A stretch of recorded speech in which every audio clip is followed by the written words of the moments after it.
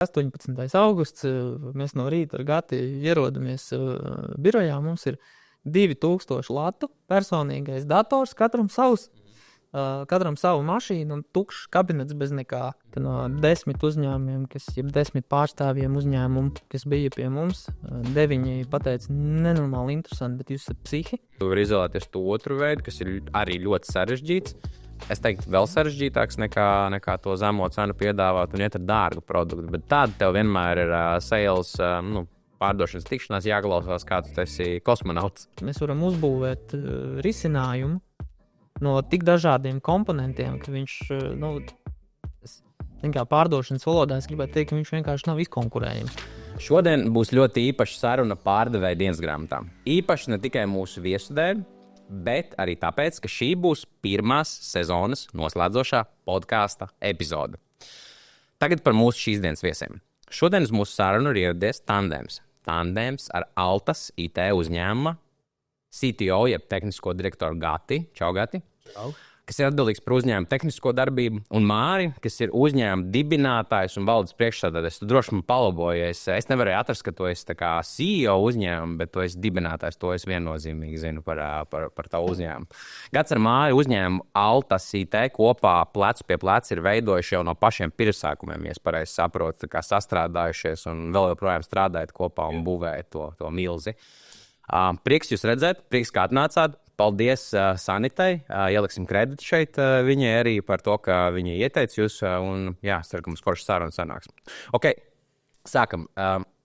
Iedod man nelielu kontekstu varbūt par sevi, ko man vajadzētu zināt par jūsu dzīvi, atskatoties tā kā uz jūsu tādiem pēdējiem 10-15 gadiem, lai es un skatītājs mēs mazliet vairāk varētu saprast, kas jūs esat īsti kā personības, kā profesionāļi. Varbūt ar Gati sāksim. 10-15. Tad, principā bija tā, ka tajā dienā, tad, kad es pabeidzu Rīgas Tehnisko koledžu otro reizi, tad sanāca tā, ka, principā, tur bija tajā dienā pa lielam sākās tas Altis. Tur vēl gan nākamajā dienā tika dibināts viņš, bet tas bija tāds pagrieziena punkts man dzīvē, jo es savai omiem biju apsolījis, ka es dabūšu augstāku izglītību. Okay. Jo to es viņiem biju apsolījis pirms nāves, un tas man bija jāizdara.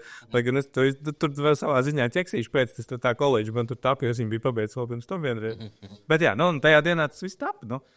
Tad kā certificēts speciālists, es pievienojos Mārim, lai mēs varētu kaut ko veidot. Loģiski, ka, ja mēs atskatāmies atpakaļ uz to visu, tad tajā brīdī bija tajās visās tehnoloģijās un tajā lietā man likās, ka es beigās ērgus, bet īstenībā pilnīgi zābaks.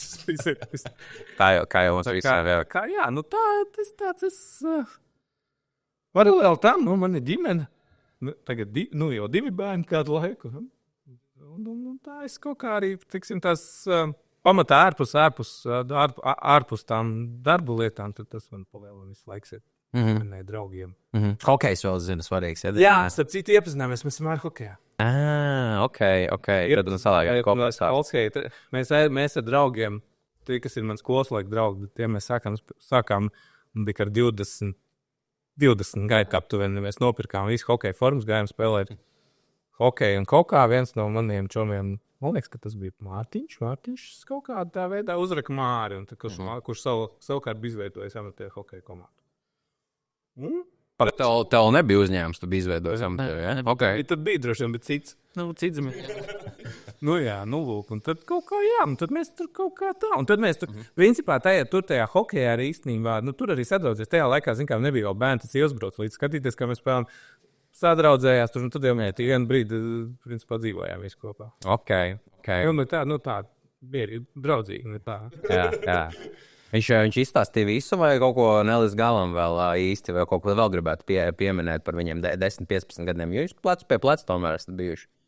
Es neslēpšu, ka es viņu redzu biežāk nekā sieva. Tas ir fakts. Tas, laikam, normāli uzņēmumā ir, ja jūs kopā visu laiku tandēmā strādājat. Jā, bet tu teiktu, ka galvenās lietas viņš izstāstīja. Mēs turpinātu stāstīt vēl visu kaut ko, tad zin, ka mēs ilgi un dikti. Okay. Tas pats jautājums tev, Māri, 10-15 gadi pēdējā aiziet. 10-15 gadi pēdējā šajā zīmē pa lielam arī ir aizgājuši, nekas jau cits nav, par ko atsevišķi baigi stāstīt, bet ja man jāpasaka par sevi, tad es teiktu, ka lielākais un galvenais tas, ka mēs joprojām esam uz kartes. Arī es teiktu, ka es pats vēl joprojām esmu uz kartes. Arī tas ir izaicinājums zināmā mērā, par to mēs gan jau ka papļāpāsim. Jā. Bet es teiktu, ka spilgtākie ir tieši pēdējie 5. Jā. Tādi pēc Covid droši vien apzīmējumi vēl vairāk gadi, kuru laikā mēs esam transformējušies un daudz ko iemācījušies un atskatījušies uz to. Man patīk, ka Gatis māja ar galvu. Jo viena lieta, ko Gatis par sevi nepateica, es reiz atcerējies, tad sāku mākt ar galvu, pēc tam pateikšu, bet tieši tie pēdējie 3 gadi ir vislielākā transformācija, vislielākie atskati uz kļūdām, gan personīgi, gan uzņēmumu, gan man patika uzraksts arī pie jums sienas par fuck up night. Es reāli gribu tādā piedalīties, tas ir krūti, bet tas, ko Gatis par sevi nepateica, Gatis ir reāli mans melu detektors. Ok. Tu zini visas reizes, ka viņš melo, jā? Ne tādā ziņā, ka ja mēs esam pie klienta un es tomēr vairāk runāju ar to klientu un Gatis vairāk izpildu to, ko es runāju. Un ja viņš zina, ka es saku kaut ko viņš nevar izpildīt, tad viņš par to signalizē. Tāpēc es viņu saucu par melu detektoru. Zem galda tev iesit kā, jā? Visas. Tikai tur paskatīties uz viņu kaut kā tādu. Bet ārpus darba tāpat hokejs. Ilgus gadus un visādi sporta slēpošanas un tam līdzīgas lietas. Sports vienmēr kaut kur blakus. Tā ir viņš piepušķo to versiju izstāstīja, ne? Viss tur bija kārtībā, jā? Jā, viss kārtībā. Mēs... Es nezinu, vai viņš tagad iet uz to hokeju. Es kaut kāds pāris gadus, kaut kā apstākļu sakritības dēļ es neesmu bijis. Neesmu gājis, es tagad futbolu vairāk spēlēju. Bet jā, ja viņš joprojām ir, tad sports vienmēr mums ir, kā teikt, arī vienvais. Arī ne tikai mēs esam ko tik gan virtuālais, gan patiesībā, jā, mēs agrāk ļoti daudz spēlējām arī uz konsolēm. Okay. Bet es jau bet es joprojām, tas ir, teiksim, es retu reizi viņu var vinēt arī pat tad, jo man mājās ir 3 konsoles, par cik man ir 2 dēli, un man pašam joprojām patīk, bet joprojām es pieņemu, ka mājās atbraukt, tagad viņš, es nezinu, cik gadus nespēlēs, viņš vienalga var vinēt. Un trenēties, tik es gribu, es nezinu, ko viņš tur darbiņu, bet cheat. Virtuālais teroīdi. Jā, kaut kas, jā. Jā, nezinu šos kākus, jā. Klau, Māri, meklējot tevi Google, izmetās tāds interesants apzīmējums uzņēmējs jau no 6 gadu vecuma. Vari pastāstīt mazliet kontekstu par šo? Varu gan. Jā. Es esmu padomju bērns, attiecīgi 6 gadu vecumā, iznāk, tas bija 89. gads. Jā. Un kapitālisms vēl tikai lēnā garā sāk ienākt šajā valstī, bet daži kapitālisti jau bija dzimuši. Jā, attiecīgi. Tajā sarakstā es droši vien tad ielieku sevi. Bet kā tagad atceros to, ka es biju izdomājis, es pat nezinu, no kurienes ideja un doma, kāpēc tā vajag darīt, bet es izdomāju, ka vajag vecākiem un darba kolēģiem, kuri strādāja tajā laikā taras bāzē, parādīt leļu teātru un pavelti. Okay. Pavelti nestrādā, attiecīgi. Es iekasēju no visiem kolēģiem un vecākiem, tas tagad es neatceros. Man liekas, tas bija 3 kapeikas. Un rādīja leļu teātru. Okay. 3 kapeikām. Jā. 6 gados? Jā. 6 gados apzināti prasīt naudu. Tu nevis piedzimi kapitālists, bet tu, man liekas, tiki pie kaut kādām aizliegtajām grāmatām tajā laikā. Es tiešām nezinu, no kurienes, kāpēc man vispār tādas domas. Man tikai vēlākos kaut kādos gados bija vairāk saskarsme ar to, jo, kur 80. gados, kur tu dabūsi tādu fišku izņemot, ja tu tiešām laskot ārzemju grāmatas. Bet tu piekrīti tam, kad ir parasti dažreiz saka, ka tu nevari būt uzņēmējs, tu piedzimst par viņu, vai tomēr tu esi vairāk tajā komandā, kur uzņēmējs tomēr tiek veidots, dzīve viņu tā kā izveido. Es teiktu, ka ir 2 dažādi uzņēmēji.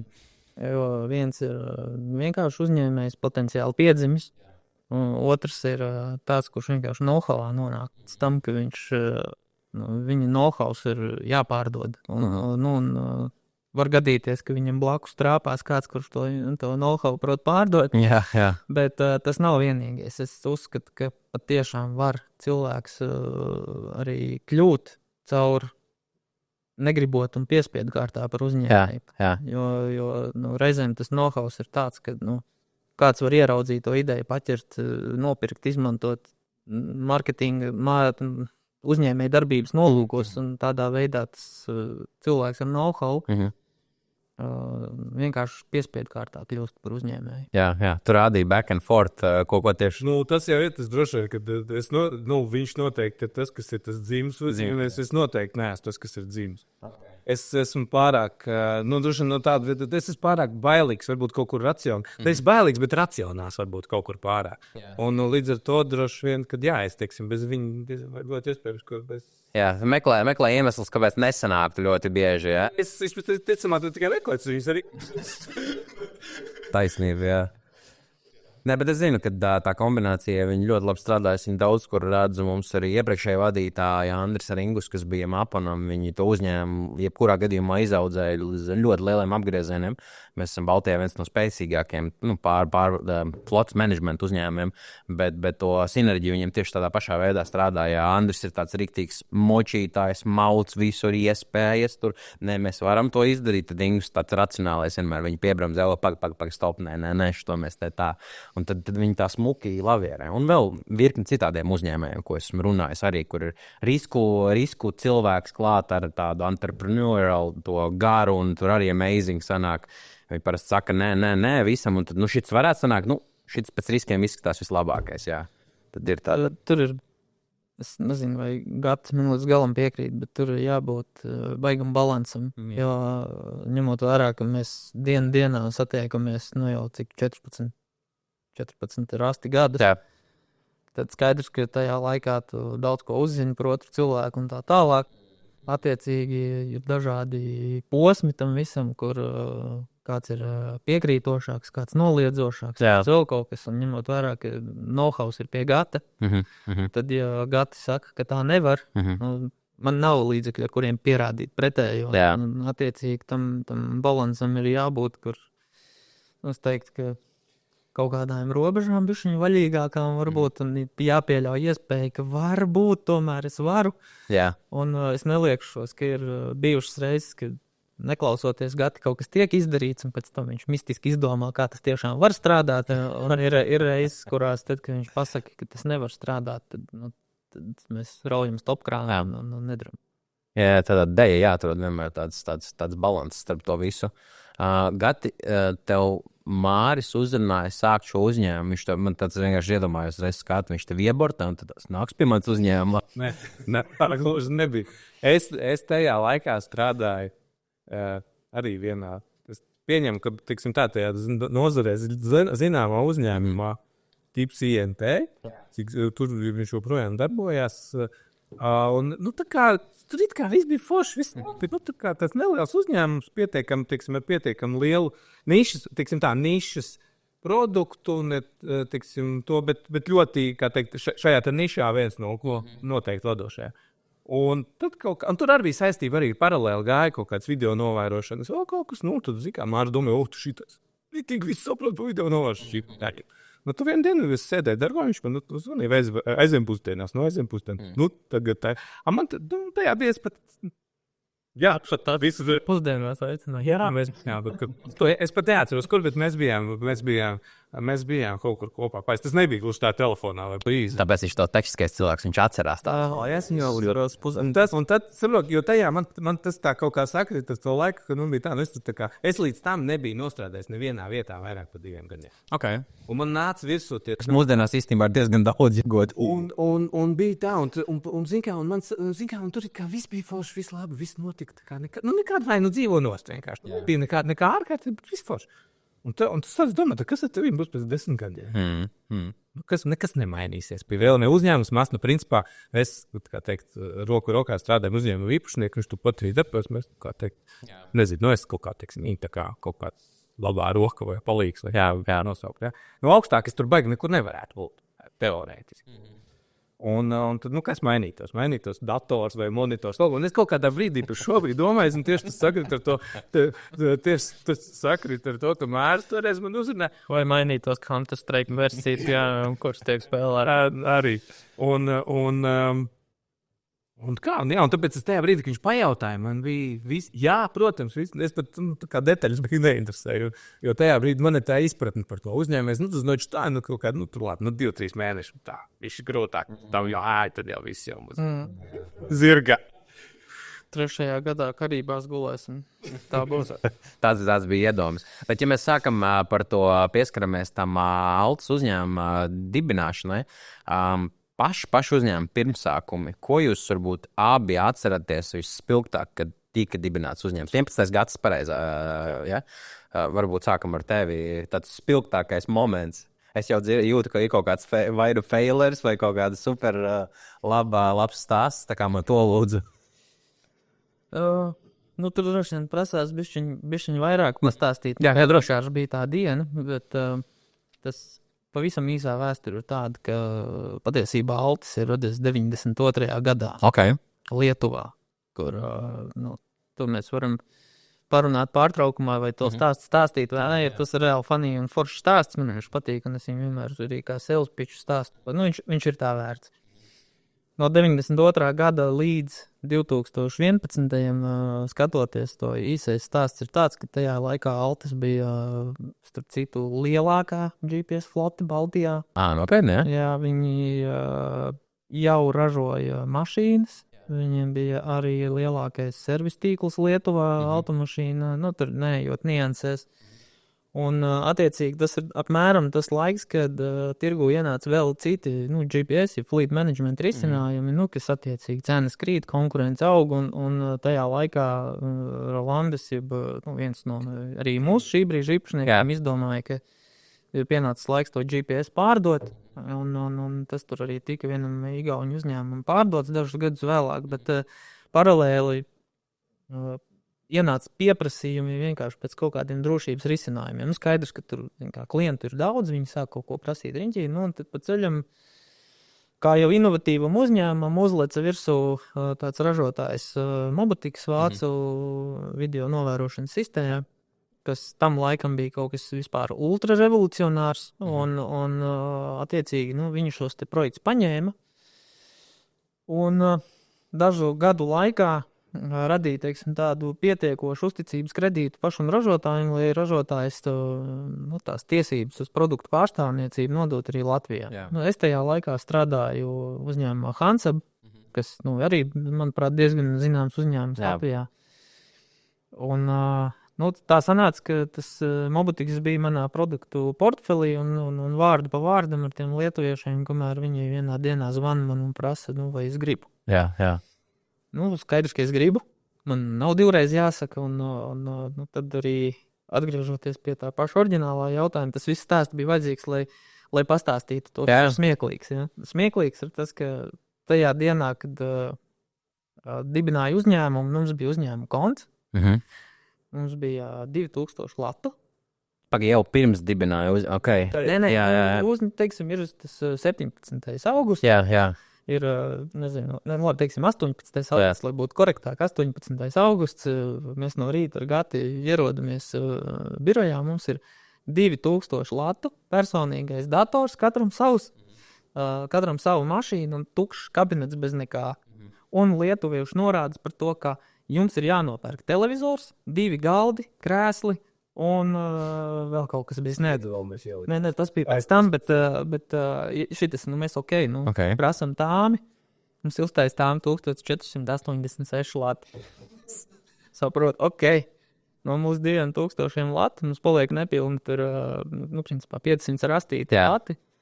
Tas arī ir tas starts. Un no tā brīža lielam arī braucām uz priekšu, kā varējām. 500 lati, tūlīt pakalkulēsim tā skaļi. 700 eiro. 700 eiro, cik tagad ir, 23. laikam gadu jūs varat atklāt, jo tas ir publiski pieejamā informācija apgrozījums Altas uzņēmumam. 1,7. 1,7 no 500. Un, ja mēs uz peļņu pareiķinātu to, tad tas ir virs 1000%, man liekas, kas sanāk atdeve, ja? Kaut kas tāds Es varētu. neieguldīju ne santīmu, līdz ar to man tur ir vairāk 1000. Pareizi, jā. Jā, tā nebija mūsu nauda. Lieliski. Tas ir ļoti, ļoti, ļoti labs stāsts. Tev arī ir kaut kas vēl, ko tu gribi tai piemest klāt? Pašas pirmās dienas, bet paturpinot par tiem 2 krēsliem un valdiem, jo viņi vienā brīdī bija. Un tad bija tā, ka mēs, sākās aktīvs darbs, ja, kā teikt, Māris aktīvi iesaistījās klientu meklēšanā, un tas process notika, un tad ik pa laikam, vai mēs abi, vai Māris viens, vai kā mēs braucām, satikāmies ar tiem potenciāliem klientiem, rādījām, stāstījāmies pa kopu. Un tad ir tā, ir kaut kādas situācijas, kad, protams, pie mums atbrauc, un atbrauc, piemēram, 2 cilvēki. Jo mums bija man krēsls, Mārija krēsls, un tad bija laikam 1 vai 2 viens vai 2 klientiem krēsli. Un atbrauc 3 cilvēki. Kas notiekās tajā? Es pie tam tajā, kas notiekās tajā brīdī? Māris runāties, mēs pieceļos, atdod savu krēslu un izēja ārā koridorā pie polocis. Rakstīju e-pastu vai ko tam līdz. Normāli. Tas labs sākums. Jā, man liekas, tā lielākā daļa uzņēmuma jāsāk būt tāds stragaliņš jāiziet cauri. Tas visiem, man liekas, ir arī tā. Tādiem uzņēmējiem, kas kaut kur attīstās tālāk un kaut kur paliek, tā kā tu teici, uz kartes, tad ir tāds skaudrs, varbūt sās dažās situācijās, bet ar izēju uz tādu labu nākotni. Ok, Māri, tu esi atnācis pārdevēja dienas grāmatu. Es noteikti pārbaudīšu tev prasmi pārdot, bet tev noteikti ir bijuši dzīves laikā tās sauktās lifta prezentācijas, tie elevator pitchi. Vari man 30 sekundēs, tu vari arī garāk, protams, pastāstīt ļoti īsi, ar ko nodarbojas Altas IT uzņēmums, ko jūs darat, kā jūs palīdzat klientiem, kas ir tas value proposition, ar ko jūs ejat pie klientiem, un kāpēc viņiem vajadzētu jūsu uzņēmumu izvēlēties? Labs jautājums. Altas IT nodarbojās ar drošības sistēmu distribūciju profesionāļiem. Un strādājot caur kvalitāti, godīgumu un aizrautību, mēs varam celt savu partneru, kas ir būtiski partneru, kas arī ir mūsu klienti. Pēc tam celt savu partneru vērtību un ar vērtību saprotot to, ka viņi nopelnīs strādājot ar mums. Ok. Ļoti skaidri, ļoti saprotami.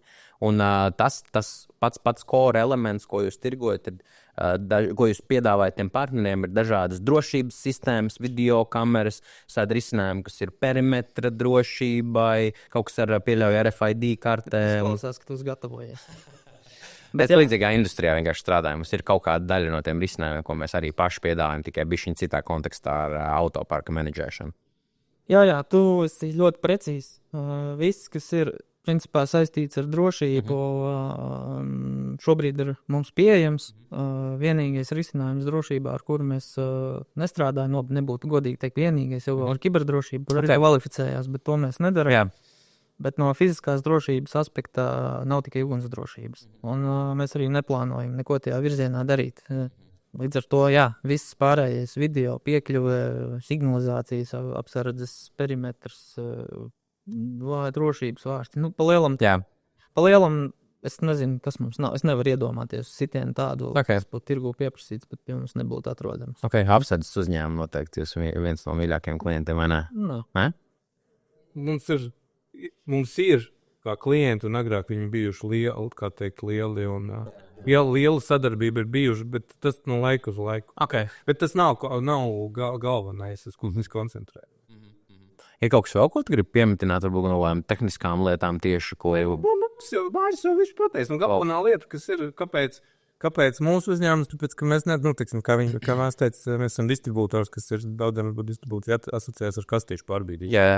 Nopirkām, padevām tālāk, bet mēs, teiksim tā, zinām arī to, zinām un saprotam to, ko mēs pārdodam. Tā ir tā lieta, ar ko mēs mēģinām atšķirties. Es pieļauju, ka jūs arī kaut kādā veidā visu to mēģināt kaut kādā, vai nu vienu platformu kaut kādu piedāvāt, kaut kādu jūsu, tur tas added value ir, jo vienkārši tāpat tās jūs neturētos tirgū tik ilgi, es domāju, kā uzņēmums jums nebūtu tāds apgrozījums un nu jā, būtu grūti konkurēt ar kaut kādiem konkurentiem. Starp citu, par to runājot, kā jūs varbūt tā kā atšķiraties starp kaut kādiem citiem jūsu konkurentiem, jo noteikti, ka jūs neesat vienīgie tirgū. Ja būtu, tas būtu interesanti ļoti. Tā ir patiesībā. Tas viens no mīļākajiem stāstiem par to, kāpēc mēs joprojām esam uz kartes un kurš vajadzētu būt kā atbildi tev, klausītājiem, tiem operatoram par šo jautājumu. 2011. gadā video novērošanas sistēmas, kuras tirgu pirka, es nesaku, ka bija tikai tajā cenā, bet tā cena bija tur 20-25 lati par vienu kameru. Tā ļoti rūpi. Gads var apstiprināt, kā strādājuši tajā laikā konkurējošā uzņēmumā. Okay. Skaidrs, ka bija arī dārgākas, bet kā mēs tirgus tomēr ļoti lielā mērā mērās pēc tiem lētākiem produktiem. Attiecīgi.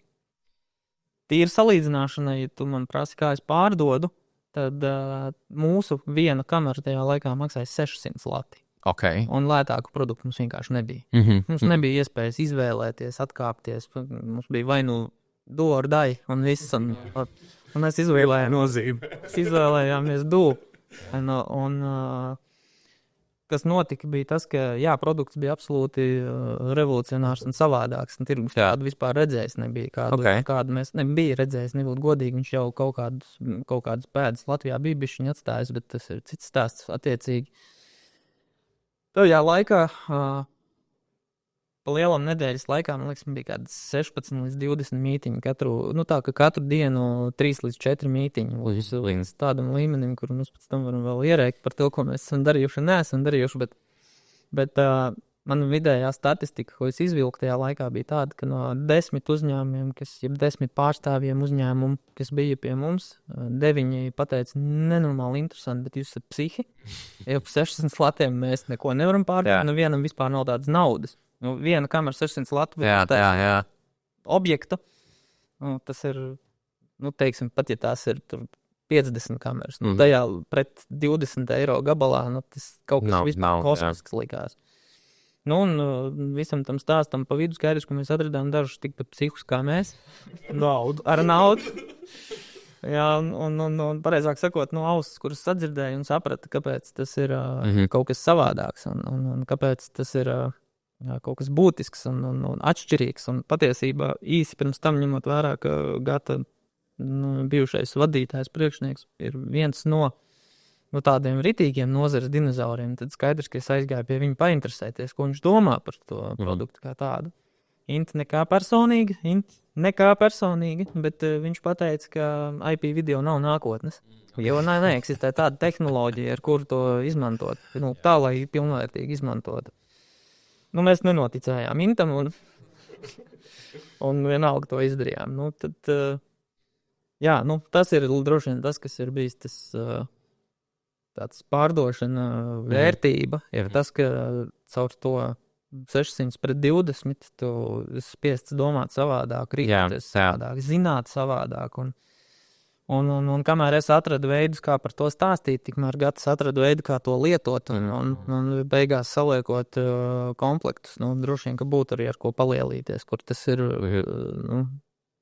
laikam viens no foršākajiem palielīties ir nestrādājošā tukuma lidosta. Jo tukuma lidosta ir aprīkota ar mūsu sistēmām vēl pirms vispār bija Altis. Līdz ar to tas ir droši vien bija viens no tādiem momentiem, kad radīja pārliecību, ka mēs to varam. Jā. Kas nav noslēpums, ir lielākais darījums, ko jūs noslēdzat. Ja jums ir diezgan sanāk dārgs tas produkts, es pieļauju, ka tam kopējam ciparam arī vajadzētu būt tādam iespaidīgam kodos lielos darījumos.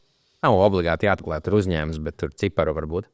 Es varētu, teiksim, tādu kopējo zīmējumu iedot, kas būtu. Es nesen tieši skaitījām, 2000 tās kameras. Rūpi runājot. Tās, kas 600 eiro maksā, ja? Nē, tās vēl vairāk maksā. Iespaidīgi. Bet skaidrs, ka drošībā tie projekti nav tādi. Man lūdzu šodien 2000 kameras. Ne? Tā nenot. Būs priekšā, bet līgumā ir, jā, es sapratu ideju. Laiks un tā tālāk. Plus vēl izstrādes, pēdējā, ka jūs kaut ko arī par kaut kādu izstrādi vai customizēšanu ņemat arī un tā tālāk, vai ne? Mēs ņemam par gadu smadzenēm naudu. Tieši tā, tas tā ir jādara. Bet tā arī ļoti, ļoti laba lieta, ko tu minēji, jo parasti tā kā cilvēkiem liekas, ka ir divi veidi, kā tu vari tirgot. Ir viens veids, kā tu vari tirgot, ir mēģināt visu pēc iespējas lētāk, cost cuttings lejā, ātri skeiloties, augt attīstību, bet tu vari izvēlēties to otru veidu, kas ir arī ļoti sarežģīts. Es teiktu, vēl sarežģītāks nekā to zemo cenu piedāvāt un iet ar dārgu produktu. Bet tāda tev vienmēr ir sales, pārdošanas tikšanās jāklausās, kāds tu esi kosmonauts. Tas ir tas, kas ir jāsaprot pārdevējiem. Bet es labāk iet uz tādu, kurš kvalitāti vairāk būvē nekā to cenu, jo cenu, kurš katrs var nolaist, bet uzbūvēt kvalitāti tajā darījumā, tas ir šausmīgi sarežģīti. Tev varbūt atšķirās viedoklis. Es ceru, ka tev atšķirās viedoklis šajā jautājumā, bet ko tas ir, teiksim, tas, ka mēs esam visu laiku, es pieņemu, tu zini, kas ir NIS2, piemēram, direktīva. Jā. Latvijas, tur tas kiberdrošības. Ļoti amatieru līmenī, bet esmu dzirdējis, jā. Tas ir šobrīd, paskatoties šiem te likumiem un direktīvām, mēs atbilstoši viņām strādājām jau 11. gadā. Okay. Un tehnoloģiski, neskaitot kaut kādus, droši vien, nebūtu godīgi teikt, mēs bijām vienīgi, ja tā nebūtu taisnība, bija citi lielāki un mazāki, kas bija turpat, bet tas, ka mēs bijām 2 čaļi ar 500 latiem kabatā un tagad, pat ne kabatā kontā, un tagad mums ir jābliež. Tas ir noturējis visu laiku mazliet kaut kādus soļus priekšā. Mēs varbūt iestrēgām uz kaut kādu brīdi, kad palaidām tādu momentu, kurā vajadzēja mainīties. Un mēs neizdarījām, un mēs joprojām, es teikšu, mazliet pat akli droši vien ticējām, pārāk akli ticējām tam, ko mēs darījām. Bet tajā brīdī, kad mēs lūzām un sākām domāt plašāk, tajā brīdī mums bija ļoti viegli pieņemt to, kas nāk klāt. Jā. Un saprast, kā mēs to, kas nāk klāt, varam iepakot tā, ka viņš kļūst par to, ko tu droši vien varētu arī saukt par to added value, jo tas, mēs varam uzbūvēt risinājumu no tik dažādiem komponentiem, ka viņš, kā pārdošanas valodā, es gribētu teikt, ka viņš vienkārši nav izkonkurējams. Tas būtu droši vien vistaisnīgākais veids teikt, kāpēc mēs to darām. Un tad, kad mēs paņemam tos produktus, tad pa lielam mēs redzam, ka viņam ir ar kaut ko jāatšķirās. Jā. Viņš nevar būt tāds pats, kā ir visiem citiem. Tas nav interesanti. Skaidrs, ka mums šobrīd ir tādi produktu portfolī, bet man personīgi vienalga labāk patīk tie, kas ir interesantāki, atšķirīgāki. Bet tas varbūt, ka Gats domā savādāk. Viņam es tev pieļauju, ka tev nav īsti ko darīt tajos, kur jau ir atstrādāts use case, tu aizēji notrigo, tev tur īsti pat nav jāiesaistās, bet tev jāpūstina smadzenes, ir kaut kāds, kas ir tāds sarežģītākais, varbūt projekts, viņš pastāstīja lielāko ciparu ziņā, bet tas bija tas sarežģītākais arī tās 2000 kameras. Viņš ir noteikti apjomīgākais, viņš bija gana sarežģīts, jo mums nācās izdomāt pa lielam pašiem, praktiski, es pat gribētu teikt, ka bez baigā ražotāja atbalsta. Jā.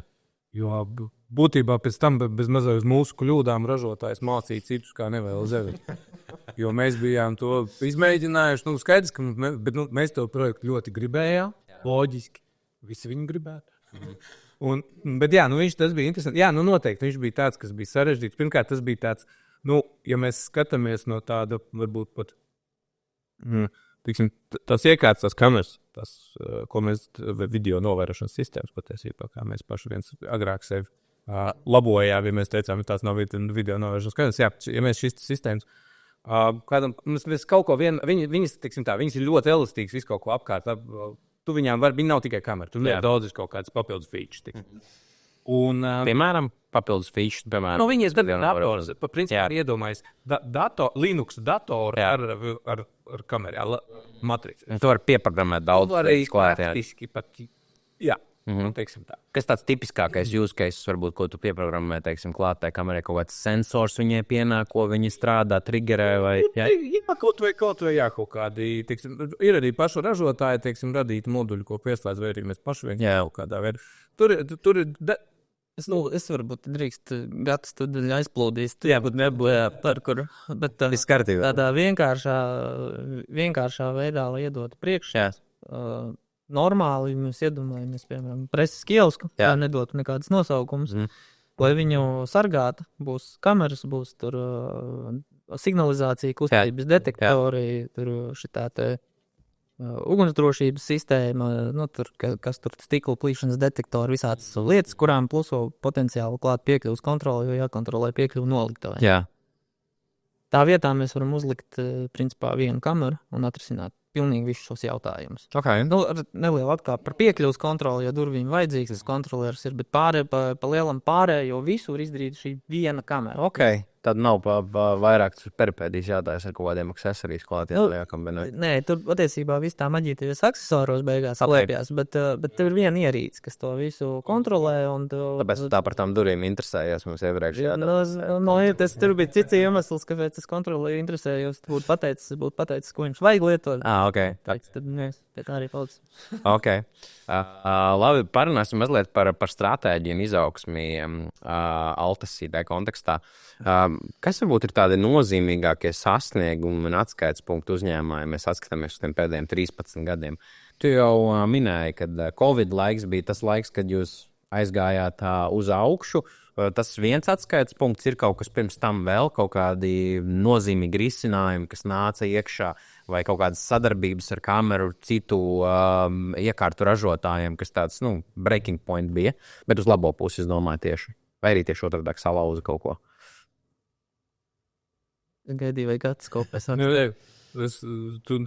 Covid bija. Bet Covid īstenībā, es pat teiktu, ka droši vien Covid drīzāk bija pats vairāk efektivitātes kaut kādā ziņā. Un tas, ko daudz jau citi, tas, es domāju, ne mums vienam tur bija, ka tu iemācījies nevis bezbraukt pie viena klienta 4 stundās un atbraukt atpakaļ, bet tur viņi var pusstundu parunāt. Sans visu, un tev ir vēl vesela diena. Jā, okay. Efektivitāte. Es teikšu tā, ka droši vien, ka mēs nekad neesam izcēlušies ar baigo stratēģiju un plānošanu. Tāpēc mēs esam ilgāku laiku gājuši uz priekšu mazākiem soļiem, lēnāk un reāli mācījušies no tā, ka ieskrējuši ar galvu sienā.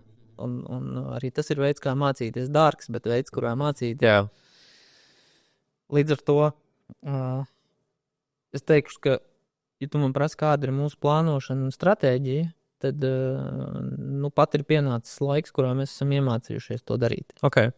Un šobrīd, kad mēs to kādu laiku jau darām plānveidā un paņemam kādu tādu gala mērķi un domu, kas mums ir jāsasniedz un ko mēs gribam izdarīt. Skaidrs, ka tas darbs vairāk strukturizējās, skaidrs, ka viņš kļūst mērogojamāks, skaidrs, ka viņš kļūst tas, ko viņš sauc korporatīvāks, vai ne, kur visi tagad katrs zobrats tam zina, kas viņam jādara, bet vēl pirms gadiem, 2 mēs pilnīgi noteikti tur nebijām. Okay. Mēs bijām joprojām 2 psihi čaļi, kuriem blakus bija daži vēl stipri līdzīgi domājoši, pa visiem kopā gāja un sita to sienu tik ilgi, kamēr viņi sabruka vienkārši. Un dažus gadus sanāca labāk, dažus sliktāk. Un patīk, tu definēji īstenībā startup kultūru, un sanāk, jums vienkārši startup parasti saka 5 gadi, un tad kaut kādi tur ir Jums mentori nebija tikai ilgāk. Bet nē, jūs vienkārši 11 gadus bija startup vide palielam, tas, ko es dzirdu.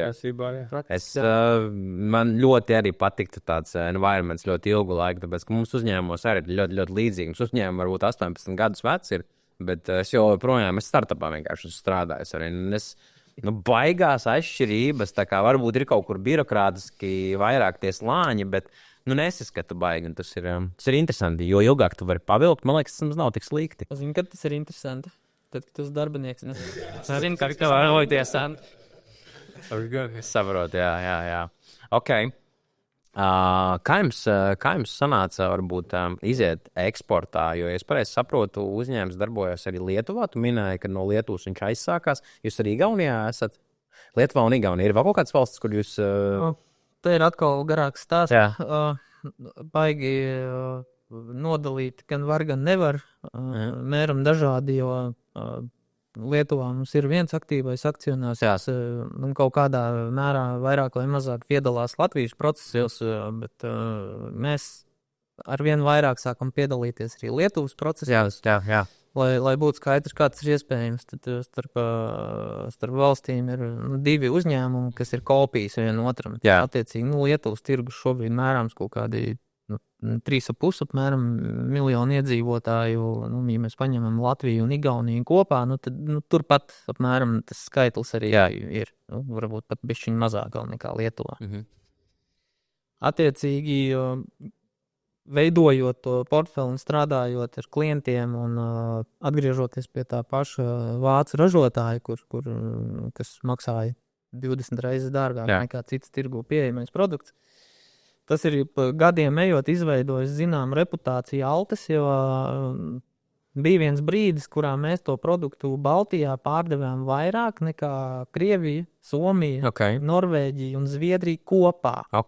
Nevis katra par sevi, bet ņemtas kopā. Un skaidrs, ka vācietis skatās tie psihie baltieši tur ārdās Baltiju un vispār nav skaidrs, ko viņi tur dara un kā viņiem vispār izdodās. Kur viņi liek? Kur viņus liek, un tagad ir mums pie viena cita ražotāja aizgājis viens poļu čalis, kurš strādāja kādreiz tajā Mobotiks. Viņš tagad ir atgriezies uz mūsu kartes, viņš man pirms pāris nedēļām tā arī pateica. Viņi jau tad skatījās, viņas nopērk aproku zemē, es nesaprotu, kur viņas liek. Bet ko tas izdarīja, tas uzbūvēja zināmu reputāciju Eiropas tirgū starp citiem distribūtoriem un integratoriem, jo tie pasākumi, kas tur notika, viņi notika regulāri, brauc uz Vāciju 2 reizes gadā, visi satiekās, papļāpā, padraudzējās un brauc mājās. Attiecīgi izveidojās zinām reputācija un tajā brīdī, kad es teiktu, mēs bijām tādā diezgan augstā punktā tajā visā, tad Lietuvā Rolandes izlēma, ka vajag ražot prožektorus. Rolandes tas ir tas akcionārs, ja? Jā, izlēma, ka vajag ražot prožektorus. Tur atkal būtu garāks stāsts, tur arī būtu ko pastāstīt, bet īsāk sakot, tiek ražoti prožektori. Sarkanās, baltās gaismas un dažādi. Un ja mēs runājam par tiem, tad mēs šobrīd eksportējam uz 36 pasaules valstīm. Tieši tos prožektorus, Tieši tos prožektorus. Interesanti. Igaunijā mēs strādājam, es to nesauku par eksportu, tur mēs, kā teikt, strādājam pēc tāda paša principa kā šeit, un tas ir vienkārši vēl klienti, kas ir bišķiņ tālāk nekā aizbraukt līdz Talsiem, piemēram. Un runā Igauni. Un runā Igaunis arī. Atceries to laiku, kad Māris izdomāja tieši, kad jāiet ārpus, vai tas vienkārši tā dabīgi ienāca tajā uzņēmumā, un tas jau bija no paša sākuma, tā kā, kad mēs būsim tur. Tas sākās, tieši par Igauniju runājot, tas sākās īstenībā gandrīz, es neatceros, vēl pāri, 2-3 gadi pēc tam, ka mēs kaut kas mums te iekustējās jau plus mīnus Latvijā, un tā opcija bija, es pat tagad vairāk neatceros, kas Igaunijā bija, tur laikam neviens vispār nedarbojās to, ja bija, tā kā tur kaut ko paklu, tā, ka tur labi, viens lēna. Bija kaut kāds arī tas, par cik bija mums tas rezultāts un tas ražotājs, ar kuru mēs strādājam, viņi tā kā, man liekas, paši mūsu bišķiņi tā kā bīdīs, jums tur blakus, kur ir. Un tur bija viens putnu vīrs, kurš visu to darīja, viņš tās kameras lika putnu vērošanai. Ar to viņš bija zināms un viss kārtībā, bet tas pluži nebija tas apjoms, kas... Nebija mērogojams, Ražotājiem tas neinteresē, līdz ar to mēs diezgan ātri, kā teikt, dabūjām viņu atļauju darboties putnu vīru vietā un sadarboties ar putnu vīru.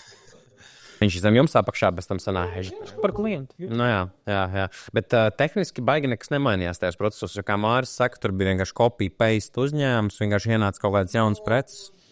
Zikā, tur tomēr ir mēs it kā gribējām, ka tas notiek tāpatās, bet nevarēja nedrīkst aizmirst to, ka tās mentalitātes atšķirās. Īsti tāpatās nesanāk, vai vismaz kaut vai tāpēc, ka mēs neesam Igauni. Tā ir vēl viena lieta, kas ir, viņi nav tā, ka tur ar atplastām rokām. Protams, atbrauc. It sevišķi, labi, ka mēs vēl bijām latvieši, viņiem tur pasaka lietuvietis atbrauc, tur vispār, tur iekšā dēlājas drīz vai, varbūt es pārspīlēju. Bet, tur ir tāda ļoti rezervēta attieksme. Viegli, tur arī joprojām, patiesībā, tagad varētu teikt, ka tur kaut kas bišķiņ normāli sākās, jo vēl bija ilgs laiks, mēs dažādi mēģinājām ņemt vietējo cilvēku, kas ir, kas ir igaunis. Jā. Teiksim, tāds, kas vismaz runā igauniski, jo tas viņiem ir svarīgi. Īstenībā šī valodas lieta viņiem bieži vien ir tāda, viņš var runāt visās valodās, bet šis kaut kā ir, sevišķi, tā ir savā, sevišķi krieviski pamēģina ar igauni parunāt. Viņš tā kā bija mums vien, kas ne par čām nerunāja. Viņš mocījās angliski, bet runāja. Tad, kad mēs pēc pusgada ar viņu aizgājām uz krogu un iedzērām augu, saku, šās mēs mūžim par ruski. Jā. Tā ir ar viņiem. Un tā kā tas bija diezgan ātri, bet iet mums lēti savā ziņā. Es tagad vēl pagriezīšu prožektoru uz tavu pusi. Es gribu parunāt vairāk par to tehnisko perspektīvu uzņēmuma kontekstā. Nav noslēpums, ka mūsdienās pieaugot tiem kiberdrošības riskiem, dažādiem cita veida riskiem ir jāparūpējas par drošu pakalpojumu sniegšanu. Jūs darbojaties tādā, es teiktu, īpaši sensitīvā industrijā, kas ir kameras, video novērošana, visādi sensori. Ļoti, ļoti sensitīva informācija, kur šim pievērš lielu uzmanību. Kā tu varbūt nodrošini, ka jūsu produktu un pakalpojumu izmantošana saviem klientiem ir droša? Kas ir tās, varbūt tādas zelta lietas, ko jūs darat, tas kā no-brainers, kurš visiem būtu jāzina? Tas jau tas, ko, kā Mārcis teica, mēs jau no laika gala ar visiem tiem produktiem un piegādātājiem, kas mums strādā, viņi jau šo ir patiesībā no savas puses prezentējuši jau sen. Tagad ir šie NIS2 noteikumi, drošības noteikumi, kas nosaka to, ka tev šīm visām sistēmām ir jābūt no viena gala līdz otram kiberdrošības šifrētas komunikācijas datu apmaiņai un dažādi noteikumi, kur tu drīkst kaut ko glabāt un kur ne. Visi ražotāji, kurus mēs pārstāvam, Viņi visu šo piedāvā, šos modernos trendus, kas ir kādā tajā datu pārraides vietā, kas tur tajā brīdī ir topā, to viņi piedāvā. Mums pat ir arī tādi varianti, kas ir, ir izstrādāti jauni, kas būs standarts nākotnē, ko mēs potenciāli varētu tuvākajā nākotnē jau sākt arī. Jā, tā kā tas ir kaut kas galvu virsni izstādīja, jā? Okay. Un mēs to vienkārši, patiesībā šis ir ļoti labs brīdis, tas, kas palīdz mums, ka šis ir aktuāli visā pasaulē un Eiropā. Un tas ir tas, kas mēs cilvēkiem šo te prasa, un viņi sāk ar vien vairāk par to interesēties. Jo 3-4 gadi atpakaļ tu aizies kādam pateiks, mums ir tur, nezinu, šifrēts lasītājiem kartiņu. Priekškām, draudzi. Viens pat līdz tam neies, domājas, kamēr tu viņam neparādi, cik ļoti ātri ir nokopēt kartiņu, kas nav kurai nav šifrēta. Jā. Un kas tik nevar būt un ko tik nevar uzbūt, kādas problēmas no tā, ka tev tas nav, kas ir it kā no vienas puses pašsaprotam, no otras puses it kā nevienam neinteresē. Bet tagad, es saku, dotajā brīdī tas ir tas, ko mums... Mēs izmantojam to, ko piedāvā pats ražotājs. Pa lielam to dara visi jau sen. Patiesībā. Mēs vienkārši tam nepievērš uzmanību. Okay. Tā būtu viena plus otra puse. Droši vien vairāk no biznesa punkta skatoties. Skaidrs, ka ir lietas, kuras mēs esam ieviesuši. Sākot ar tieši tik vienkārši kā šifrētu kartiņu lasītāju pie durvīm. Un beidzot ar to, ka ir dubultās autentifikācijas un tīkli sataisīts. Tas, ko es arī gribēju saprast, jūs tirgojat, un tad vienmēr tas konteksts ir, vai paši arī izmanto, un te var arī tas atklājas, ka jūs arī reāli dzīvojat tajā produktā un tehnoloģijā. Es pilnīgi noteikti nemēģināšu apgalvot, ka mēs esam paraugs. Skaidrs, jā. To vajadzētu, jo mēs esam kurpnieks ar kurpēm, tas ir, tur ir prioritātes un darbi, kurus jāpaspēj un viss. Laba atruna vienmēr, bet skaidrs, ka mēs skatāmies, jo mēs paši esam saskārušies ar, pārmetam krustu un paldies Dievam, nekas nenotika, bet bija mums incidents arī, kur labi, ka klients piezvanīja paprasīt, jo īsi pēc tam, kad mēs bijām nosūtījuši piedāvājumu, tur es, nevienu neapvainošu, bet... Kāds bija saspaidījis pogas, iedevis datus un rezultātā pārķerts invoices tika nosūtīts vēlreiz ar atvainojumies, redz, kur labots konta numurs kaut kur Lielbritānijā. Lūdzu, steidzam pārskaitat, jo tur mums ir naudas problēmas un mums steidzam vajag. Ok, tas bija reāls. Jā, un labi, ka tajā brīdī klients naudu jau bija pārskaitījis, un viņš zvanīja stresā, mums tagad viņu atcelt to maksājumu vai ko mums darīt, kas mums, tā teikt, sākām atpakaļ iet pa solīšanu, un tas bija ļoti labs zvaniņš mums pašiem par to, ka ir, kā saka, kiberdrošība sākās jebkurā gadījumā ar kultūru uzņēmumā. Tas ir pats pirmais un pats galvenais. Mums ir vairāk iekšējie joki par tēmu, ka Dieva dēļ neatstāja datoru nenolokot pājot nost, jo tad visiem uzsauks rumu vai pīrādziņus. Jā, bija prikols tāds kādreiz mums Slack izmantoja, un tad kāds tavā vietā ierakstīja visiem pizzas. Jā. Tad ļoti bieži cilvēki arī daži neuzsauc, bet tādi, kas uzsauc, viņi saprata savu kļūdu. Uz virtuves kūci.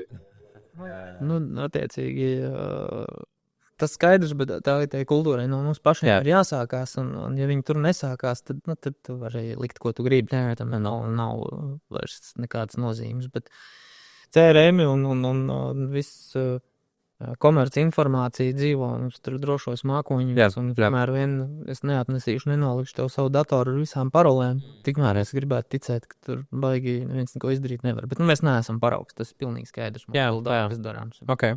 Gati, man ļoti bieži nācies dzirdēt, ka, ja iekārtas ir ražotas Ķīnā, tām viegli var piekļūt kāds nelabvēls no Ķīnas. Tā ir taisnība, tā kā, vai tas tāds vairāk mīts ir kaut kāds, kas nāk? Ja es zinu, piemēram, paši, ko jūs tās produktu, ko jūs piedāvājat savā mājaslapā, es neredzēju tur nevienu ķīniešu ražotāju. Varbūt es neatradu vienkārši. Mēs tirgojam, principā, tikai un vienīgi. Laikam nevar teikt, ka Eiropas Savienībā ražots, bet katrā ziņā visus to tādās valstīs, kas ir. Koreja jums jau tur bija arī, jā. Koreja, kas ir arī NATO. Ne Ziemeļkoreja. Es ir apvairē, bet NATO sadraudzības sadarbības valsts, jā, tā kā attiecīgi, jā, mums ir tas paplašs sākumā mums diezgan koncentrācija bija uz vācu produktiem, un tad tagad jau mums ir arī Koreja, Kanāda un Francija, laikam, jā. Drīkst iztulkošu gāt atbild. Nē, bet runājot par tām ķīniešu lietām, tā ir. Okay. Tā ir tas, ka viņas var uzlauzt. Viens ir, protams, arī paša kultūra. Ja, uzlauzt var visu to, ko pirmkārt tiem, kuri neuzliek nekādu paroli, bet tad var uzlauzt arī vācu un citus produktus. Bet viņiem ir milzīga ietekme uz to, tāpēc, ka šiem te ķīniešu produktiem viņi koncentrējas ļoti uz gala lietotāju, kuram negribās neko baigi iedziļināties, pieslēdz viņam strādā, bet viņam tas strādā tāpēc, ka viņam nav jākonfigurē rūteris, viņam nav jādara nekas, bet viņš tajā brīdī to visu sūta caur Ķīnas kaut kādu mākoni, caur viņu kaut kādu DNS vai caur viņu pat reālu mākoni, ka tu slēdzies klāt, to pat nav vajadzīgi reālai pie adresa, lai kaut kur pieslēgtos, tu slēdzies pie kaut kā ķīniešu portāla, kur tu skaties savu vasarnīcu vai vēl kaut ko. Protams, tam, kuram tā ir vasarnīca, varbūt, protams, vienalga. Jā. Bet tie, kas ir arī krietni, kā teikt, sensitīvāki objekti, kur dara tieši tāpatās, un tā informācija, viņi jau var tur filtrēt, ko viņiem nevajag. Bet tā reāli no consumer puses, no lietotājiem, piemēram, es gribu tur nopirkt kameras, viņi pasūta Ķīnā. Man tā kā baigi nevajadzētu satraukties, bet man vajadzētu satraukties tajā brīdī, kad es kaut ko sensitīvu daru, vai tā īsti nav? Es teikšu, ka tas, kur ir problēma ar to, kāpēc kiberdrošība vairāk skan kā lamuvārds nekā priekš kam to vajag, ir tieši informētība par to, ko var izdarīt ar tiem datiem, kuri tiek nozagti. Vienalga, vai tie ir video novērošanas dati vai... Es tagad sapratu, jo viņš tieši minēja, pieslēdzies Wi-Fi tīklumu, sanāk, ja viņam ir piekļuva manam Wi-Fi tīklumu, tajā brīdī viņam ir piekļuva ne tikai tam, viņš var nokopēt arī man konta informāciju, visu pārējo. Labi, tevēts, ka man tur ir pāris tūkstoši, nekas traģisks, bet tajā brīdī, ja, piemēram, pēkšņi pieauga kaut kas, jā, kaut kāda iemesla dēļ. Pāris tūkstoši bitcoinu, pēkšņi viņi pieauga, jā. Piemēram, jā. Bet, tas, ko es gribēju par šo teikt, ka, jā, ir acīm redzamie dati, tur bankas kartes un piekļuvas kontaktu informācija un tā tālāk, kas ir acīm redzami, ka viņus nozogot ir momentāls zudums. Jā. Bet ir ļoti daudz dati, kurus ilgtermiņā zogot, apkopojot tendences un apkopojot, kā teikt, veidojot statistiku. Viņš tevi var tikt pavērst. Viņi var reāli tikt pavērst pret mani, vai personīgi pret mani, vai pret pilsētu, vai pret valsti. Vai uzņēmumu, piemēram, kurā strādājam. Tieši tā, iedomājieties taktiska uzbrukuma līmenī tu nepārtraukti ievāc statistiku un zini par to, kas statistiski notiek. Nu, tas ir tas pats, kas es izdomāju apzagt banku. Es statistiski zinu, ka potenciāli laikā no 8 vakarā līdz 6 no rīta tas sargs tur nebūs. Nu. Tas ir tieši tas pats, un tam nav nekādas atšķirības. Un par to nekad nedomā, tāpēc, ka visi skraida un biedē, nokopēs manu kartiņu. Stulbi nokopēs. Neko. Mēs varam paņemt, nokopēt tavu kartiņu potenciāli, un tev nav kartiņu šeit. Bet nokopēt kartiņu un rītā staigāt pa, banku varbūt nevajadzētu pieminēt slikts piemērs, bet pa kaut kādu uzņēmumu. Mierīgi, tas prasa 20 sekundes. Un tajā brīdī, kad es esmu tur, nokopēju kartiņu, kas tālāk? Tālāk es atnācu paņēmu tavu datoru no galda. Paņēmu, mapes ar informāciju par iepirkumiem, par, vienalga. Viss, kas tajā brīdī viss man kļūst pieejams. Okay. Kas būtu tas zelta vidussliežs? Šitam te iziesim cauri, paņemsim mazu pauzīti, bet tādi pāris ieteikumi, tā kā jūs drošības sistēmām strādājat. Ko jūs tādam vienkāršam cilvēkam, kā man, realitātē ieteiktu darīt tādi 3 punkti, kas 80% no visām lietām tā kā nokavero?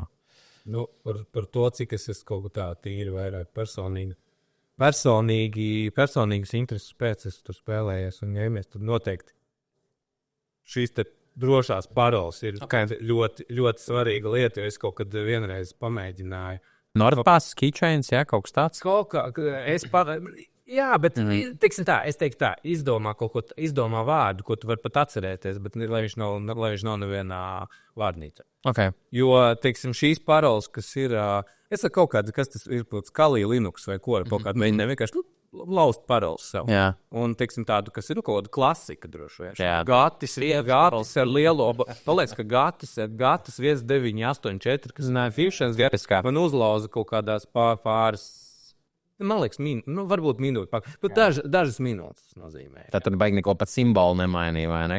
Bet līdz ar to tas ir ļoti būtiski, jo pretējā gadījumā tas ir, to noteikti, tā ir pirmā lieta, ko vajag darīt. Jo pretējā gadījumā piekļūstot tavam, tu uzlauzi tavu ēpastu, labi, ja tev tur nav kaut kāda kailfoto, bet jebkurā gadījumā tas nav nekas trāks, vai ne? Bet tas beigās var attīstīties līdz tam, un it kā kaut vai tāpat tās uzlaužot kaut kādu kameru, vai uzņēmumu kameru, kāds, ne jau tam ķīnietim, viņi interesē, bet ir, kā mēs saka, savācot šo statistiku var pārdot kādam, kam tas interesē. Tāpēc nevajag baidīties tikai no ķīniešiem, jo viņi var nopirkt arī tepat blakus lietuvietis, pols vai tas pat latvietis. Tavs konkurents, kā vienam. Tad, no manas puses pilnīgi noteikti šīs paroles mainīt, jo es 2-faktoru autentikācija vēl, tas arī, ko ieteikt. Visu, teiksim, tas skaitās ar jebkurā veidā kaut kādā ar maksājumiem, un būt anlīdzīgu 2-faktoru autorizācija par naudas lietām, par cik es pats personīgi, man pašam ir kā viņi noskimot tā karta. Man nozag visu naudu. Es gan dabūju visu atpakaļ, Svetbanka visu izdarīju. Visu kārtību es dabūju nākamajā dienā, pat ar visu transakciju, viņi atgriez transakciju, pat, jo viņi ņēma Krievijā ārā rubļos. Un bija transakcija izmaksas, un viņi atdeva visu atpakaļ. Tur bija visu baigi forši, tur bija kāda problēma, bet man liekas, tajā pašā nākamajā dienā dabūju visu atpakaļ, visu kārtībā. Bet, situācija vēl nepatīkama, bet tu aizies uz veikalu, tu pēc tādu un kā nav. Negribētu to saskarties. Un līdz ar to, teiksim, es nekad nelietoju. Man ir kartes konts, kurā es turu kaut kādu summu. Visu. Tālāk, tā kā viņi tur beidzēs ieskait klāt, nekad karti nelietot. Plus vēl tad, ja tas ir maksāt visur ar PayPal, ja ir iespējams. Okay.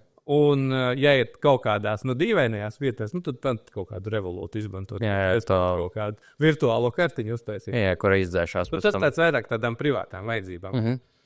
Mums arī profesionāli skatās, viņam noteikti interesē. Kas tev var būt tāds viens, ko mēs varam vēl pielikt klāt un paņemt pauzīti? Es vienmēr domāju par to, mans profesionālais kretīnisms traucē, bet es vienmēr domāju par tiem cilvēkiem, kas mājās liek videokameras. Okay. Ja es reāli domāju, kaut viens no viņiem atnāk izstāst, priekš kam. Mājās tieši, kas iekšā skatās, nevis ārā uz vārdiem, Ārā vārti, privāti mājā. Man ir pagājuši tur pat 20 gadu drošībā, un es joprojām nesaprotu priekš kā. Jo tas, ka tu uzliksi savu mājās kameru, tu būsi aizbraucis, nezinu, Kubā sauļos. Ko tu darīsi tajā brīdī, kad tu redzēsi, ka tur kāds nāk? Apsardzes kompānija vienīgais vēl, bet tur arī. Apsardzes kompānija atbrauks arī bez kameras. Tur atšķirās pakalpojumi, ir kas monitorē, ir kas vienkārši atbrauks 30 sekundes ātrāk. Tas arī viss, viņi atbrauks vienalga. Es, kā saka, nemudinu tagad nelikt kameras, tās ir superīgākās rotaļlietas. Ir vissuperīgākie AI rīki ļoti, ļoti pieejamās cenās, kuras var pielikt klāt, un tā rotaļlieta kļūst vienkārši odziņa. Un tu zināsi, vai tas ir tavs suns, kas vazājās pa pagalmu, vai patiešām kāds lien. Bet tas padoms slēpjās tieši tajā vietā, ko tu darīsi tajā brīdī, kad tu redzēsi, kad tu saņemsi, vai tas ir signalizācijas, vai apsardzes kompānijas zvans, vai aplikācijas ziņojums no novērošanas sistēmas nobūtas. Gati, vēlreiz, vēl bišķiņ es tev patirzāšu, atkal prožektors uz tevi. Vai man kā pilnīgam nezinātājam, kā pirmklasniekam, es varu kā universitātes vai vidusskolas studentam pastāstīt, ko nozīmē decentralizētie drošības risinājumi, kurus jūs piedāvājat. Kas tas ir pa zvērus, par ko viņš ēda? Decentralizēts drošības risinājums nozīmē to, ka tas, teiksim tā, smadzenes ir tajā gala iekārtā, nevis kaut kādā centrālajā serverī. Tāds, principā, kā tagad saka, kaut kāds edge analītika. Tagad kamerās ļoti daudz izmanto, piemēram, arī analītika, jo kameras ir tieši tik spēcīgas, ka viņai iekšējā mākslā, tas process ir tik spēcīgs, kur viņiem vienkārši AI tehnoloģijas iebūvētas iekšā, kas kaut kādos gadījumos vienkārši ir, arī finansiāli izdevīgi tev neturēt kaut kādu baigo serveru. Ir sevišķi, ja tev tas viss ir, piemēram, tu sēdi Rīgā un tev interesē kaut kas Daugavpilī, to visu trafiku dzīt uz Rīgu un analizē, tu to var izdarīt tur un atsūtīt tikai vēl rezultātu. Ka šīsumā tas ir tāds serverīts, kas tev ir vienā vietā un viņš ap sevi būvē iekārtas. Tas serverīši ir daudz maza serverīši. Viņi savā starpā komunicē, vienkārši. Ļoti, ļoti nepacietīgs. Tas atrodot šo jautājumu. Tu esi no laika, kad uz galda stāvēja ripas telefons. Ripas telefons? Tur ir podziņas, lai tu kādam piezvani. Jā. Novītē tās bija ļoti jaunas. Tas ir centralizēts risinājums. Jā. Šis ir decentralizēts risinājums. Tieši tik vienkārši pirmajā klasē jāskatās. Ok. Super. Lieliski. Kā ir varbūt ar šādu drošības risinājumu integrēšanu klientu uzņēmumos? Es zinu, ka jūs to pastarpināt tieši paši nedarat, bet jums nāk tie pieprasījumi no dažādiem partneriem. Kā tās nav baigās galvas sāpes kaut ko tādu ieviest, vai tas ir vienkārši standarts industrijas šobrīd? Kā jūs minējāt, sākumā mēs sākām tieši tikai decentralizētu sistēmu, līdz ar to mums nācās klientam pamatot, kāpēc tas ir labāk nekā centralizēt. Kaut tā kaut kas viens vispār es strādāju. Tas serveris tev kas nestrādāja. Trivializējot to. Bet tagad tas viss atkal atgriežas, kā es minēju, ar to, ka tiek izmantots konkrēta tas spēks tiek izmantots tieši tajā pašā iekārtā. Tādā veidā šo datu plūsmu samazinot. Kas arī maksā naudu, ceļš, ja tu esi multibrāļu kaut kā uzņēmums, jau varbūt iespējams, ka tas ir ne tikai kaut kādā pilsētas valsts vai līmenī, iespējams kontinentu vai visas pasaules līmenī. Tā kā katra, ir klienti, kuriem to vajag, un tajā brīdī viņiem to nav problēma nepamatot. Un tie risinājumi ir izstrādāti tādi, lai tas varētu darboties, un tas nav nekas tāds, kas būtu sarežģīts. Ir risinājumi, kas tam ir paredzēti un strādā ļoti labi. Jā.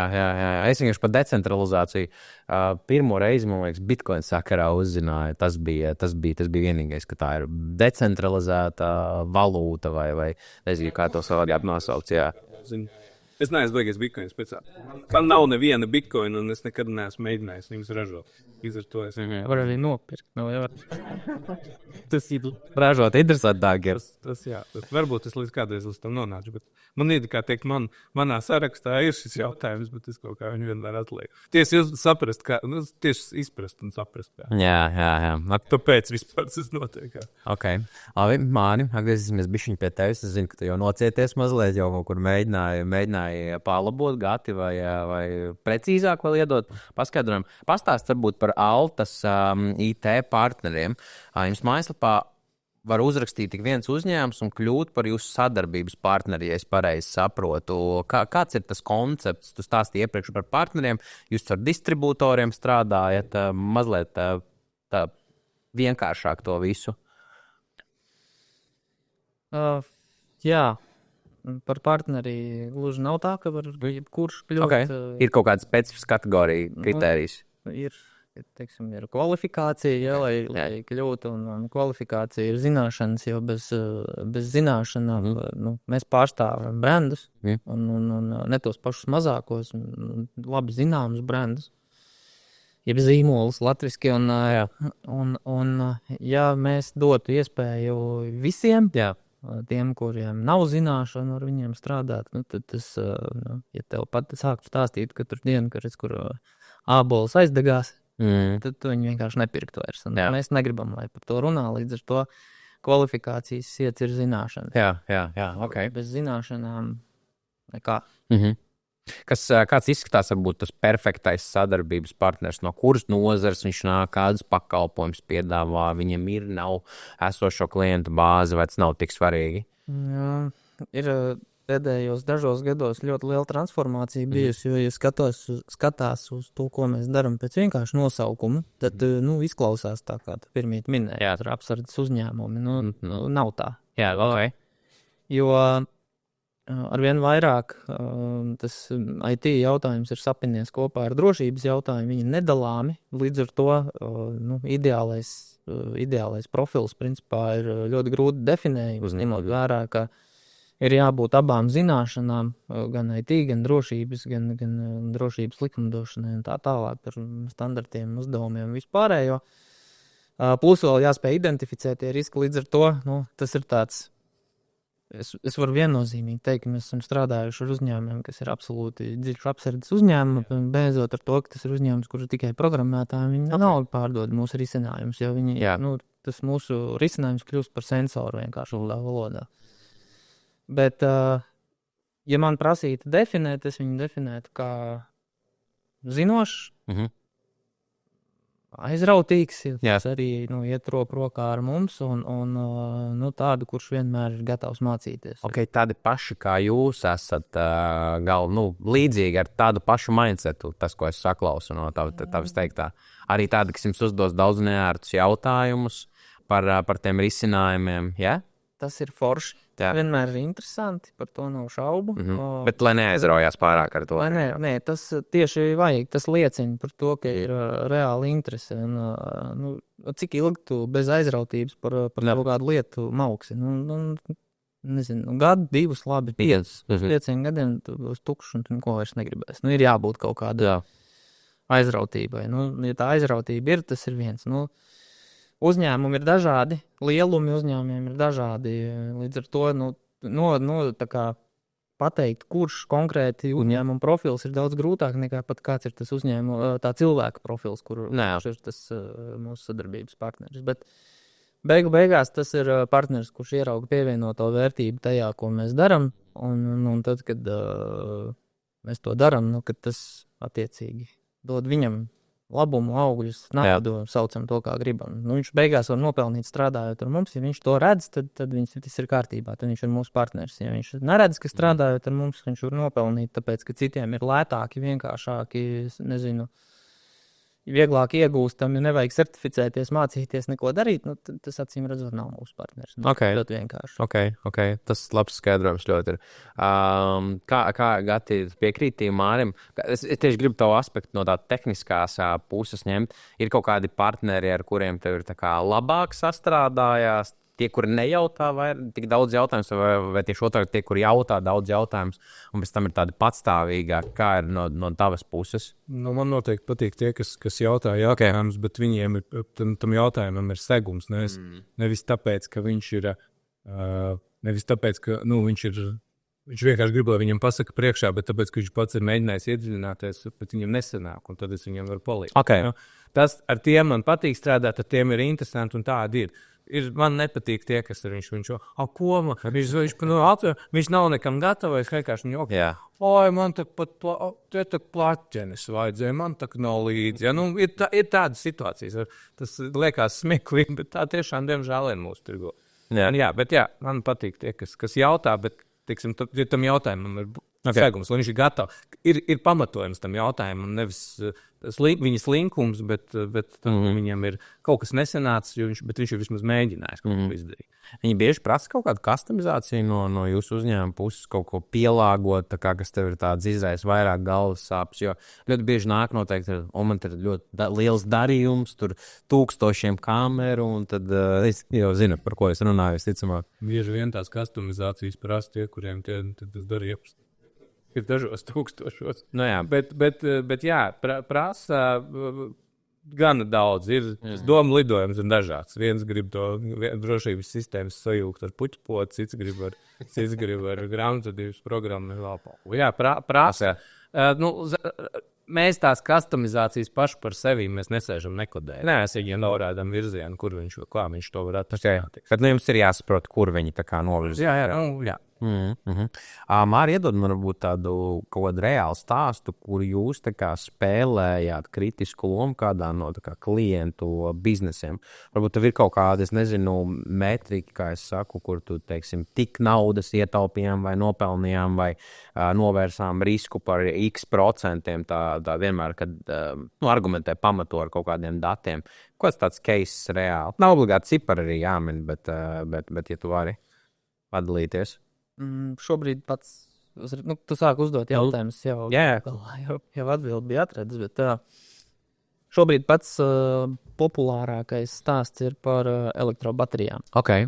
Par litīju baterijām, elektrobaterijām. Attiecīgi, kāpēc? Jo tad, kad viņas aizdegās, viņas rauja līdz visas baterijas, kas stāv blakus, un tā ķēdīte ir ārkārtīgi ātra. Kamēr mēs domājam par viņām kā tikai par baterijām, tikmēr tās ir vienkārši baterijas. Iedomājies tagad, ka ir baterijas, kas braukā uz riteņiem, jeb ir autobus. Tajā brīdī, kad potenciāli aizdegās viens autobus, tad neviens nemetās glābt tos autobusus, kas stāv blakus, bet metās glābt tos autobusus, kas ir vēl aiz viena autobusu, jo tos principā vairs nav vērts. Jā. Līdz ar to zaudējums pie vienas šādas aizdegšanās, nerēķinot dīkstāvi un vēl nezinu ko, es tur droši vien baigos ciparus precīzi nenosaukt, mēs runājam 100,000. Jā. Tas ir tad, ja pamana, ka viņš ir aizdedzies un nedeg jau 8 autobus tā. Attiecīgi šobrīd visvieglākā metrika, pēc kuras rēķināt, ka ir taustāms labums no drošības sistēmām, ir certificētas preventīvās, jeb agrīnās uguns atklāšanas sistēmas, kas mēra temperatūru. Jā. Un te mēs nerunājam tikai par autobusiem, vienkārši tas ir visvieglāk izskaidrojamais piemērs. Tikko kaut kas sāk silkt, pārkarst, viss. Mēs zinām, ka tur potenciāli ir ideālā variantā. Mēs zinām, ka kaut kas nestrādā kā vajag, aizzīm saremontējums, tās beidzies. Tas ir ideālais variants. Bišķiņ sliktākā gadījumā mēs varbūt paspējam izglābt 2 autobusus, kas blakus stāv. Jā. Bet tas nav vienīgais. Mums ir daži interesanti projekti atkrituma pārstrādē, pašaizdegšanās riski, kur ir jāspēj nošķirt, kad ir potenciāls aizdegšanās risks, kad tur vienkārši braukā traktors ar uzkaras uz šo dzinēju un tā tālāk. Jā, arī kaut kāda temperatūras. Cieķis ir termosensors ar analītiku plus vēl iespēju, nevis iespēju, bet certificēti tieši kā agrīnās uguns atklāšanas sistēmas, kas nozīmē, ka viņas oficiāli atbilstoši visiem regulējumiem slēdz pie ugunsdzēsības paneļa un tev ir agrīnās uguns noteikšanas sistēma. Jā. Tas ir visvienkāršāk mērāmais. Par šo arī mums samitā ļoti daudz runāja Balta, stāstīja par to, kādi tie riski ir, cik viņi ātri attīstās un tā tālāk, ko tas viss nozīmē. Un tas ir visvieglāk taustāmais un izmērāmais, jo tad, kad man uzdod šo jautājumu, tad man parastā atbilde ir drošība, tā investīcija drošībā, tev nekad neatnāks atpakaļ, nekad tas vienkārši nav iespējams. Tas, ko tu var izdarīt, tu var drošību izdarīt, uztaisīt tādu, lai viņu tērē tev mazāk naudas. Jā. Tad neko citu tu nevar izdarīt. Jā. Skaidrs. Okay, mēs bišķiņ jau lēnām gandrīz aizvilkli tai tēmai, bet mēs esam nokļuvuši pie mana mīļākā bloka, mākslīgā intelekta bloka. Un šobrīd tāda ļoti trendīga tēma mākslīgais intelekts.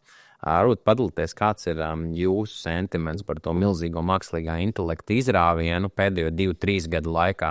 Abi ieņemat vairāk tādas kā nogaidošas pozīcijas, vai visu laiku mēģināt tur eksperimentēt, kaut ko jaunu notestēt, kā ir, saksim, gatavi varbūt. Baigi, teiksim tā, es esmu viņa, es labs linkums ar viņu. Kaut kādā ziņā. Es izmantoju, es noteikti neizmantoju pašas kaut kādas jaunākās, spēcīgākās features, nesekoju līdz kas tā, bet es izmantoju to pašu ChatGPT. Es viņu izmantoju pamatā, lai ātri atrastu kaut kādas lietas garos tekstos. Ir iepirkuma dokumentācijas kaut kādas arī, tā skaitā ražotāja tehniskā dokumentācija. Es ļoti labi palīdzu. Esmu uztaisījis, teiksim, cik es varu palīdzējis mākslīgajam intelektam uztaisīt pāris tūļus, kas mums ir darbam vajadzīgi. Teiksim, es neesmu programmētājs, es kaut kādu nedaudz kaut ko zinu par to, bet es reāli darbojošas automatizācijas lietas, ko katru rītu vai reizi nedēļā darīja mans kolēģis. Visiski mēs viņu uztaisījām. Var vienu lietu nosaukt, piemēram, kas tas tāds ir? Tas ir klients viens, kuram ir ļoti daudz serveri. Viņam ir tur ir es nezinu to cēloni, kāpēc tā ir, bet viņam mēdz laiks aizbraukt. Viņi tiek sinhronizēts laiks, bet viņiem pazūd viņš. Nezinu, kāpēc. Ja pazūd laiks, tur sākās visādas ķibels. Ir daudzi simti to serveru. Bet tam viņi ir dažkārt online, dažkārt offline un tādā garā. Un līdz ar to viņi jāmonitorē. Ja tur pazūd laiks, uzreiz ir jābūt par to ziņu. Un līdz ar to mums ir kas tāds laiks, ko ik pa laikam, vai viņam ir laika nobīt no reālām. Viņš salīdzi. Tas ir īstenībā nekas tas nav. Tas ir priekš tādu programmētāju standartu. Duši viņam ir vajadzīgs 5 minūtes. Tādu uztaisīt. Es varētu droši vien 2 nedēļas laikā sagooglēt mierīgi uztaisīt, bet ar ChatGPT es nezinu, 10 minūtes. Jā. Viņš teiksim tā, ir jāsaprot, ko viņš tur raksta, jo nācās palabot viņam kļūdas. Teiksim, viņš ir ļoti labs palīgs tādā, vismaz manam zināšanu līmenim par to ļoti labs. Vai arī, teiksim, nezinu, tehniskā dokumentācija ielāda iekšā, paprasti. Izmet ārā, man tur nezinu. Man pat ir bijis tā, ka es ielādējot tendera prasības, viņš man izdod ārā uz kādu produktu tas ir rakstīts. Tāpēc zinām, uz kādu konkurentu potenciāli tas varētu būt, ja, teiksim, klients mums prasot, es nezinu visus konkurentu detaļas, bet tu mums izdod, un pēc tam tu sameklē, kad ir pietiekami liels pamatojums, ka tā ir, un tas ir. Tenders man tādu biedu vārdu tieši uzreiz minēju, un tas ir, ja es kādreiz tenderos, piemēram, tajās dokumentācijās, vai kādā specenēs līku, tad tagad es pa viņu varu sērfot ļoti viegli. Tieši tā, šādām lietām es arī viņu izmantoju. Protams, arī kaut kādām, teiksim, tīri tādiem ikdienišķiem jautājumiem ātri kaut kas ir, kaut kāds termins, ko mēs zinām, šī hopto.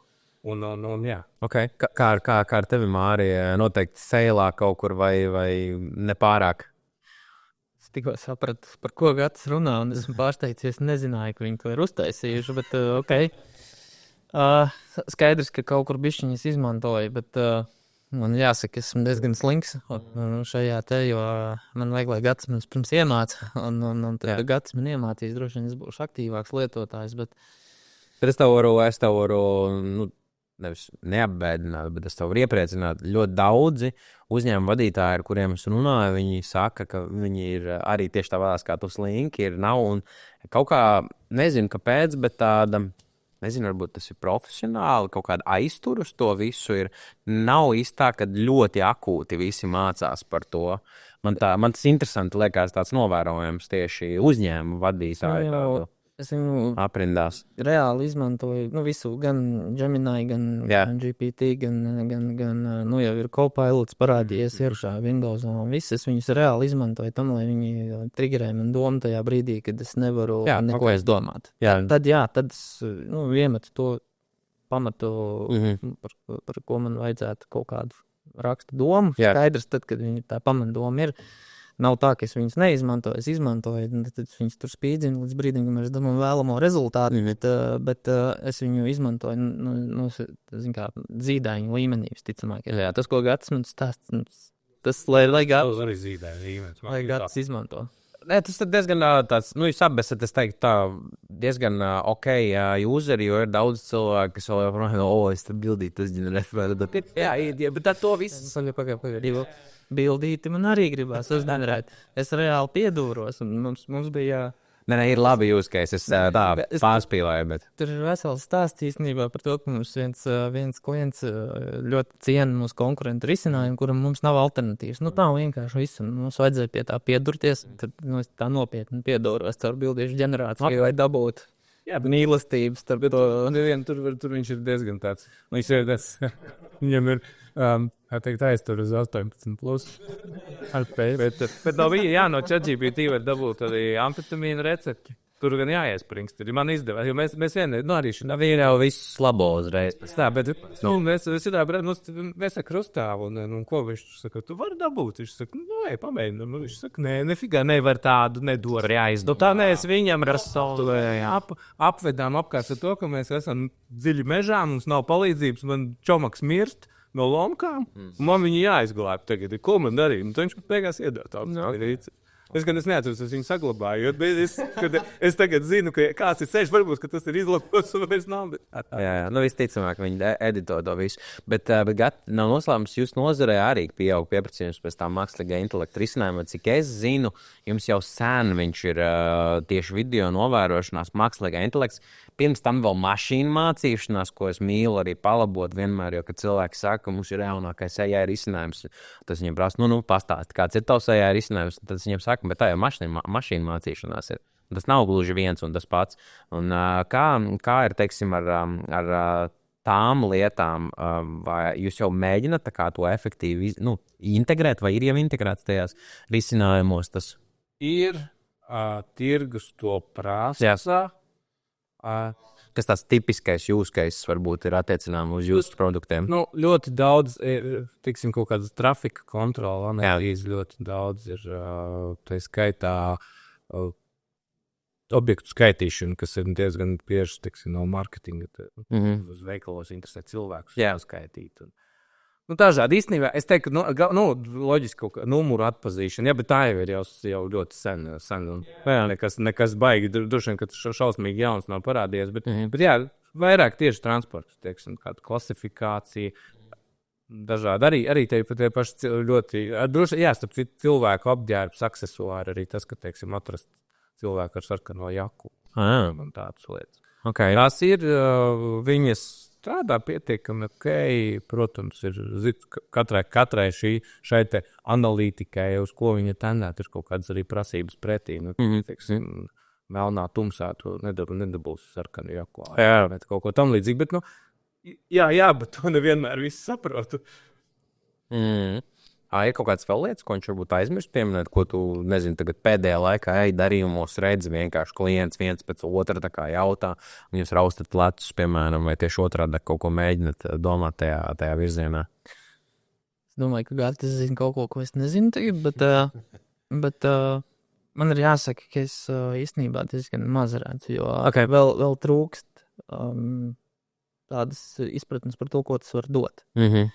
Tas ir stāsts par vispārēju, es teiktu, tādu izpratni par to rezultātu, kur tu viņu kas būs beigās, tas, kas tāds būs. Jo. Jā, tāds taustāms rezultāts. Jo, pavisam tā vienkārši mēs paskatāmies, ir vienkārši kamera, kurai sēž otrā galā operators, un mēs to saucam par lūriķi, tas ir intelekts, kurš nosaka, vai ir kaut kas ir riskants vai nav. Jā. Un tā vietā tu vari uzlikt potenciālu kameru, kas maksā neskaitāms reizes vairāk. Jautājums ir, kāpēc to darīt? Teorijā mēs tur pirmīt bišķiņu par šo runājām, bet tajā brīdī, kad tu noņem to vienu lūriķi nost, tu jau tuvāko dažu mēnešu laikā tās kameras jau sen būs atpelnījis, bet ir kaut kur ļoti vēl tāda īstermiņa domāšana mazliet. Es varbūt, ka kāds jutīsies aizskarts pēc tā, ko es tagad saku, bet ir ļoti īstermiņa domāšana šodien nopirkt lētāk, lai pēc tam nebūtu, kā teikt, lai šodien netērētu to naudu. Jā. Bet, ja paskatās un uztaisa tādu kārtīgu analīzi tam, kāda ir risinājuma, kāpēc viņi jāievieš, un pats galvenais, kāds ir tas rezultāts, ko jūs gribat beigās ar viņu izdarīt. Ja to neizdara, tad nav no tā jēgas. Tad mēs varam runāt par AI vai par kamerām vai par suni pie ķēdes vienalga. Tu nezini, priekš kam tas suns tur ir, un tad tu vienkārši baro suni un tērē naudu. Jā. Varbūt mums AI tajā fonā var palīdzēt tā kā saprast to vajadzību, ko tu gribi arī īsti ar šo te atrisināt arī uzreiz tām. Es aizgāju pie tās domas, ka tu man stāsti vienkārši to, ka tev klienti nāk ar kaut kādiem pieprasījumiem vai viņi nevar atbildēt uz tām te, vai, kas ir tas te, ko tu gribi īsti ar šo te izdarīt? Nemāk noformulēt. Jā. Mūsu darbs ir pastāstīt, ko mēs ar to varam izdarīt, un pastāstīt, kas mainīsies klienta dzīvē tajā brīdī, ja viņš to izdarīs. Tālāk investīcijas, projekti un pārējais aprēķini, tas jau viņa pusē. Mēs nevaram, kā saka, neviens nezina viņa sāpes labāk kā pats klients. Ja klients viņas nestāsta, tad tad ir baigi čābīgi. Okay. Tagad uztaisim tādu interesantu vingrinājumu. Mēs tagad 2-3 gadi esam jau uz priekšu, tagad ir 24. Mēs esam 28. gadā teleportējāmies. Jāatskatās, kas notika saistībā tajā mākslīgā intelekta vai nu burbulī, vai izaugsmes tajā trajektorijā. Kā jūs redzat, izmainījās to pēdējo 3 gadu laikā no 28. līdz šodienai atskatoties, kas izmainījās jūsu ikdienā varbūt ar to mākslīgo intelektu? Ir tāds čujs profesionālais ļoti bieži. Jūs noteikti redzat, kur, teiksim, iet gan jūsu tirgus vai kaut kā pamainīsies tā dzīve uz kaut kādiem 2-3 gadiem. Jo daudz saka, tā ir tā kā tehnoloģija, kas transformēs ļoti daudzas lietas. Aizmirst viņai nosaukumu multi-purpose, neatceros, tagad nevarēšu pateikt, bet jā, līdzīgi kā internets. Varbūt hypes, burbulis. Es nedomāju, ka tas ir tikai hypes vai burbulis, te par veltu viņu patiesībā. Tas ir patiesībā par to dziļi domājot, tur pat ir īstenībā bail domāt, kas var notikt. Jā. Kā es vienreiz baumu biedēju par to, ka tev visi kaimiņi šitie te dārza roboti uzrakstīs savu WhatsApp. Un pēc tam jau visu tie, kas likt uzbruks. Tieši tā, jo īstenībā nav tālu līdz tam. Es nezinu, cik tas tālu ir. Es nemāku spriest, bet ja tu tā sāc domāt un šo domu attīstīt, īstenībā kaut kur bišķi baisi paliek. Es ne par velti arī, iespējams, varbūt vairāk tā darīja, vairāk pēc uzmanības kliedzot uz jaunieši, kas, man liekas, tas pats Masks vai tik nebļāva, ka vajag tagad bišķiņ piebremzēt to. Tas ir pro attīstību vienmēr, jā. Viņš ir viens no, man liekas, tiem, kas investēja, lai to visu attīstītu, un ka tagad saka, ka vajadzētu tagad bišķiņ sākt bremzēt. Bet kaut kāds zinām, es pieņemu, ka tur zinām taisnība ir, un es 28. Nezinu, varbūt, kad mēs tā plūdeni un maiju visi pielāgojamies pie tā un sākam, iemācamies to foršāk lietot, un tikpat labi ir paigiem ēst to kādu, un mēs slēpjamies no viņiem. Jā. Interesanti vienkārši tā pasmedzot. Tas man šajā sakarā vienmēr nāk prātā tāda, es nezinu, droši vien, ka es neesmu ne autors, ne izgudrotājs, bet diagramma par to, cik strauji mēs esam attīstījušies, es nezinu, pēdējo 10 tūkstošu gadu laikā un cik pēdējo 100 gadu laikā. Un tas ātrums, viņš vienkārši no AI kļūs vēl ātrāks. Labi, šodien mums ir tas, kas ir šodien. Rīt, kā teikt, cilvēki domā par to, kā tur piešķirt kaut kādas vadlīnijas un drošību. Tam es ticu, ka pilnīgi visās vadlīnijās un pilnīgi visās drošības sistēmās ir viens mīnus. Viņas taisa, tāpēc, ka kaut kas jau ir noticis, tāpēc, ka kaut kas notiks. Un tad, kad notiks, tad būs nākamās vadlīnijas, kas norāvies jau. Līdz ar to man nav reāli vispār sajūtas par to, kas būs. Es vienkārši zinu, ka mēs attīstīsimies vēl ātrāk. Vai tas ir labi vai slikti, to es nezinu. To mēs redzēsim. Galvenais, lai cilvēks notur to teiksim, ar domu, nevis lai viņš kļūtu gudrāks, bet lai viņš vienkārši to, ko viņš arī patiesībā tagad ļauj darīt, vienkārši tās pašas lietas, ko cilvēks māca tikai ātrāk. reāli, kam mēs viņu izmantojam. Vismaz es pats, ja. Bet tad, kad viņš sāks kļūt gudrāks par maniem, es nezinu, vai tas būtu labi. Būs citi gudrāki par viņu, bet tad, kad viņš būs par tādu lielāko daļu cilvēku gudrāks, tas visticamāk būs kaut kādā vienā brīdī būs slikti. Kas man nepatīk, ko es redzu arī, ko es esmu ar citiem viesiem runājis, ir tas, ka cilvēki, kuri varbūt kaut kādus konceptus neizprot tik labi, viņi tos konceptus tā kā outsourcē darīt savā vietā, un tad tas rezultāts sanāk diezgan debils vai, zemu līmeņa, un viņi pēc tam mēģina to stumt tālāk, un to stumšanu tālāk tik labi var redzēt. Bet, kad es redzu, ka cilvēks, kurš saprot, viņam pieliek klāt mākslīgo intelektu, tur ir vienkārši kaut kāda maģija notiek, jā. Tieši par to arī runā, bet tajā brīdī tam cilvēkam ir jābūt gudrākam par viņu, vai vismaz viņa līmeni, ne? Lai tu, jo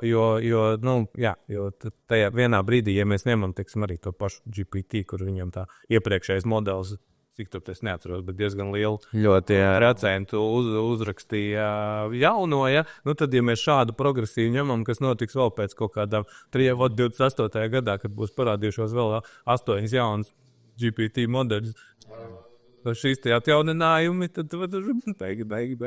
Jā, ja tādā pašā tempā mēs turpināsim, tas ir diezgan interesanti. Kā tu pateici, jo man patīk tas koncepts, ka īstenībā jautājums par cilvēku pasaka daudz vairāk nekā tas, ko viņš atbild. Un ja tu, es atvainojos, nerūpīgi uzdot jautājumu mākslīgam intelektam, tas saknē nozīmē, ka tu nezini to tēmu. Un ja tu vari uzdot jautājumu, niekopēt un nezinu, kādam aizsūtīt tipa gatavs rezultāts.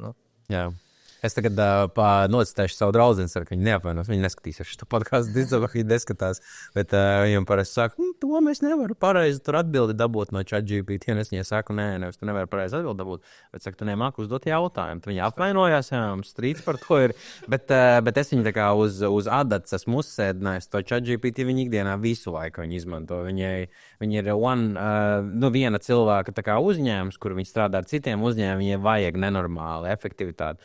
Tur mēģinu kaut ko ieteikt, palabot, un es redzu, kā tas līmenis lēnām aug no cilvēka, kas iepriekš bišķiņi tur spēlējās un teica, ka nē, viņi tagad katru dienu izmanto manu profilu pie tam vēl un piespamo viņu ar dažādiem saviem uzņēmumiem, rekvestiem, promptiem, kuri paliek advancētāki, kas man ļoti patīk, kad cilvēki vienkārši paceļ to līmeni arī tajā pusē un ieklausās tiešām, ko tu saki. Tieši tā, jo tad, kad es kaut kad arī pats sāku tur bišķiņu, ko tur mēģināt saprast, kas kaut kā es tur skatījos, kaut kādus tur video tutoriāļi, tam līdzīgi, tur arī šie te cilvēki, kas tev stāsta to, tad tas ir pirmais vienmēr visiem vairāk vai mazāk, ko viņi saka, kādu sūdu tu paprastīsi, tādu sūdu dabūs. Jā. Ja tu iedos noformulēs jautājumu, un bieži vien, lai tu dabūtu labu rezultātu, tas jautājums nav 3. Jā, jau. Dažkārt tev ir jāuzrak šitāds paliks, lai tu super promptiem sauc. Tieši tā, un tad tu dabū tiešām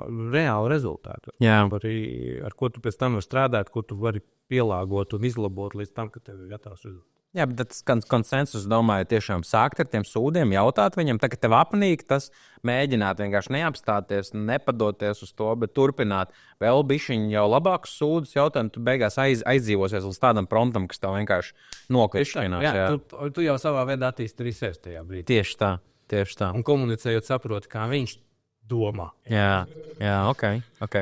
Labi, pieķersimies pie pēdējā bloka, tādas atziņas, apaļosimies. Parunāsim varbūt arī par cilvēkiem, kas atstājuši tādus spēcīgus nospiedumus jūsu dzīvē, tādi kā mentori.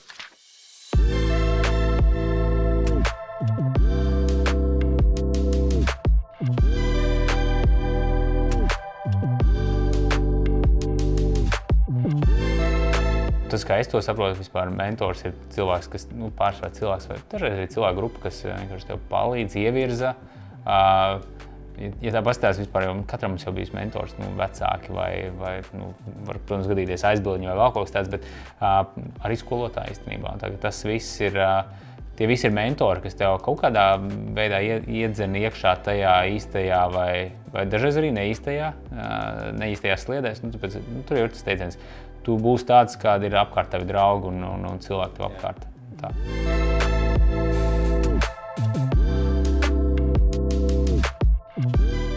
Es teiktu, ka tā pirmkārt ir forša cilvēka sabiedrība, kas pirmkārt ir ar kaut kādu, nezinu vai harizmu, bet harizmu ir grūti definēt, bet es teiktu, ka ar kaut kādu ķirsīti, kur katram ir kaut kas, ko viņi baigi labi māk darīt, vai vismaz par kaut ko var labi pastāstīt. Ir tas teiciens, ka vislabākais skolotājs ir tas, kas pats nemāk to darīt.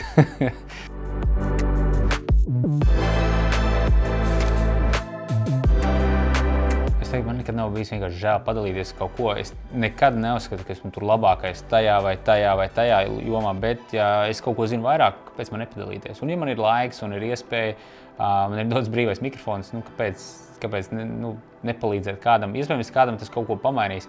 Un visticamāk arī tie cilvēki, kas mani kaut kādā dzīves posmā nomentorēja, viņi pat nedomāja, šitais tev baigi izmainīs vai vēl kaut kā tā, bet iespējams, tas man tiešām baigi labi izmainīja vai pamainīja dzīves ceļu.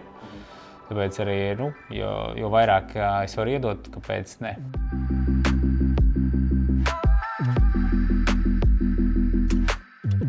Es mēģinu vienkārši pastāstīt tā, kā tas ir.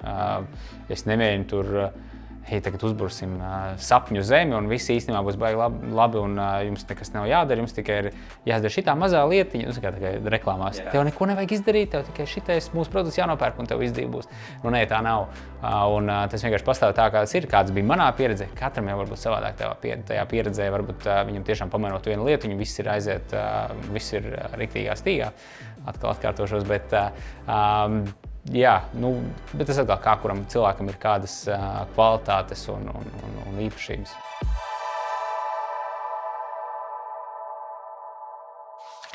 Māri, kā tev šķiet, kuri cilvēki tavā dzīvē ir bijuši tāds nozīmīgs personības tieši tā kā tavā izaugsmē, tādi kā mentori? Teici, ka tev pietrūka mentoru, bet bija noteikti kaut kādi cilvēki, kas tev palīdzēja.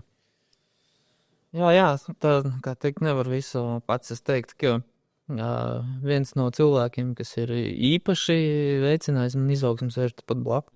Absolūti, tur, kā teikt, caur konfliktu uz zvaigznēm vai caur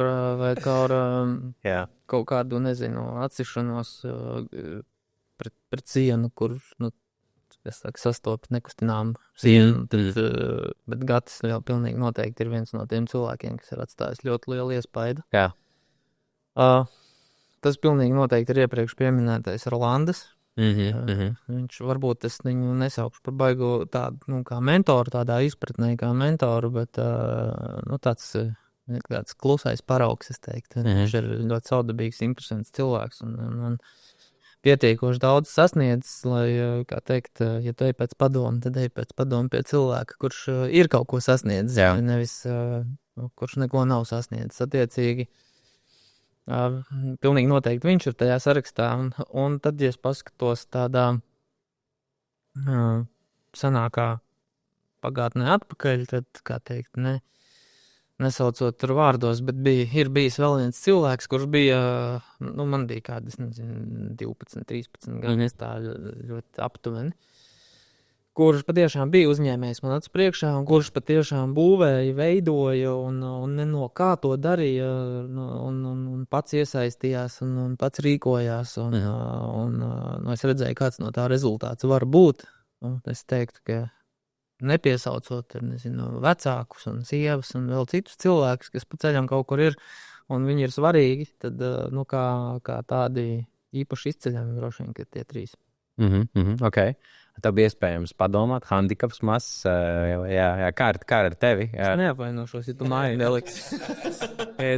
Māri, tur jau nav variants, un ir jāliek, jo tā ir taisnības. Nav nekas piedomāts un izdomāts, jo kā jau es teicu, es ņemot vērā to, ka es droši vien neesmu šis dzimis uzņēmējs, pilnīgi noteikti, tad, bez viņa droši vien, ka, nezinu jau, kur dzīve aizvest, bet es, teiksim, šeit tas nepupļā. teiksim, ja tā mēs, kas atstāja lielu ietekmi, noteikti ir tie cilvēki, kas man ir, kā es teicu, man ir slinkumi, man ir vieglāk, man patīk piezvanīt kādam pajautāt, kas vēl ir rāks par manīm. Kuram tu zvani visbiežāk, kad... Atkarībā, teiksim, tad, kad mēs sākām, es zvanīju, bija tāds Lietuvā tāds Mindaugas. Okay. Jā, tas bija, kurš bija jau vairākus gadus darbojies ar to tēvu. Viņam tur visu laiku krita uz nerviem. Tad patiesībā attiecībā, tiklīdz mēs ieviešam kaut kādu jaunu, sākam izplatīt jaunu produktu, viņš ir jāiemācās. Jā, skaidrs, ka mēs viņu sākam jau tirgot, bet paralēli viņš ir jāiemācās, jāsaprot, lai ne tikai, lai tu varētu klientiem pastāstīt partneriem, bet arī, lai mēs paši zinātu labāk, kā viņu pārdot. Un tajā brīdī, tajā brīdī aktuālā produktā kaut kāds, kas ir mūsu reģiona menedžers, tehniskais, tas tur atbalsts, jā, tad ar viņiem ļoti bieži. Teiksim, no tāda viedokļa, tie, kas man ir tādi skolotāji visu laiku šajā uzņēmēja darbības procesā.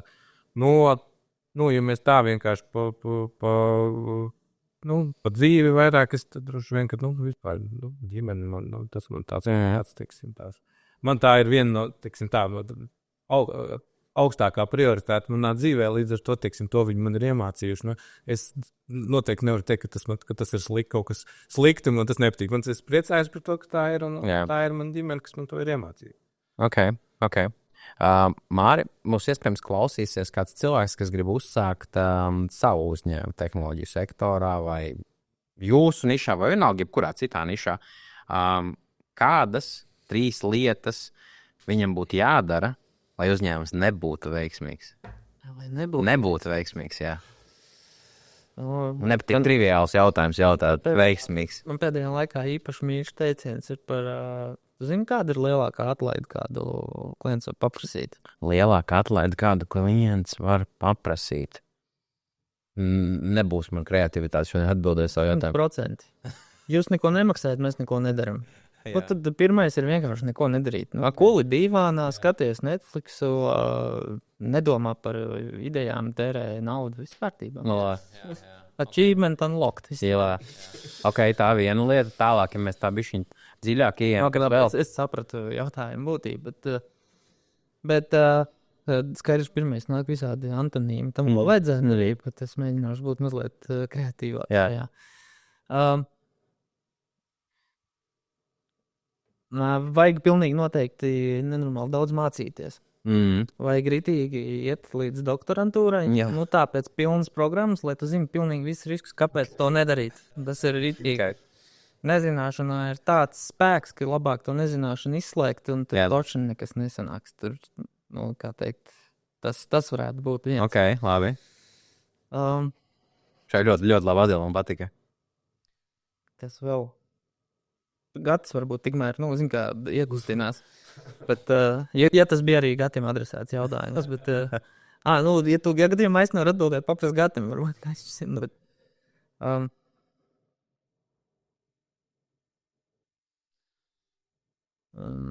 sarežģīts diezgan jautājums. Jā. Ja tā uzreiz, tā kā teica Antonīvi, jāatmet un jāiedod tas. Sāc atmest tā Antonīvi. Redz, kur ir vēl viens. Var iet pēc padomu pie cilvēkiem, kur neko nav sasnieguši. Jo tie ir... Viņi jūs labāk zināt. Labāk viņi zina vienmēr. Dīvānā pirdēja kā. Palasīt komentārus internetā, kā vajag darīt. Jā, tas var. Bet tā būtu jau mācīšanos līdz. Bet es vai doktorantūrā, ja vien tu neies sētījumu.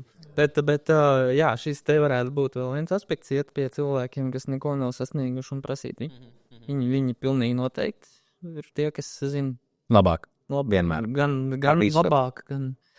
Un trešais būtu, ja nav gadījumā tie cilvēki, kas neko nav sasnieguši, tad vēl ir opcija, ka ir sasnieguši kaut ko cilvēki, bet viņi ir šausmīgi jau no tā pārguruši, viņi ir tik negatīvi, invest no enerģiju.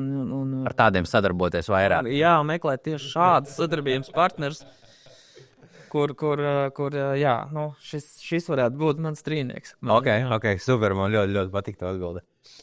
Labi, kur mēs varam redzēt Altasītē uzņēmumu pēc 2-3 gadiem?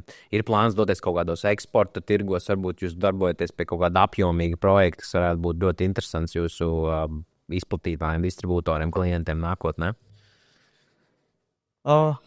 mēs pašā sākumā runājām par to, ka 10 gadus vairāk bišķiņa Altas nebija plāna, tad tagad Altas ir plāns. Jā.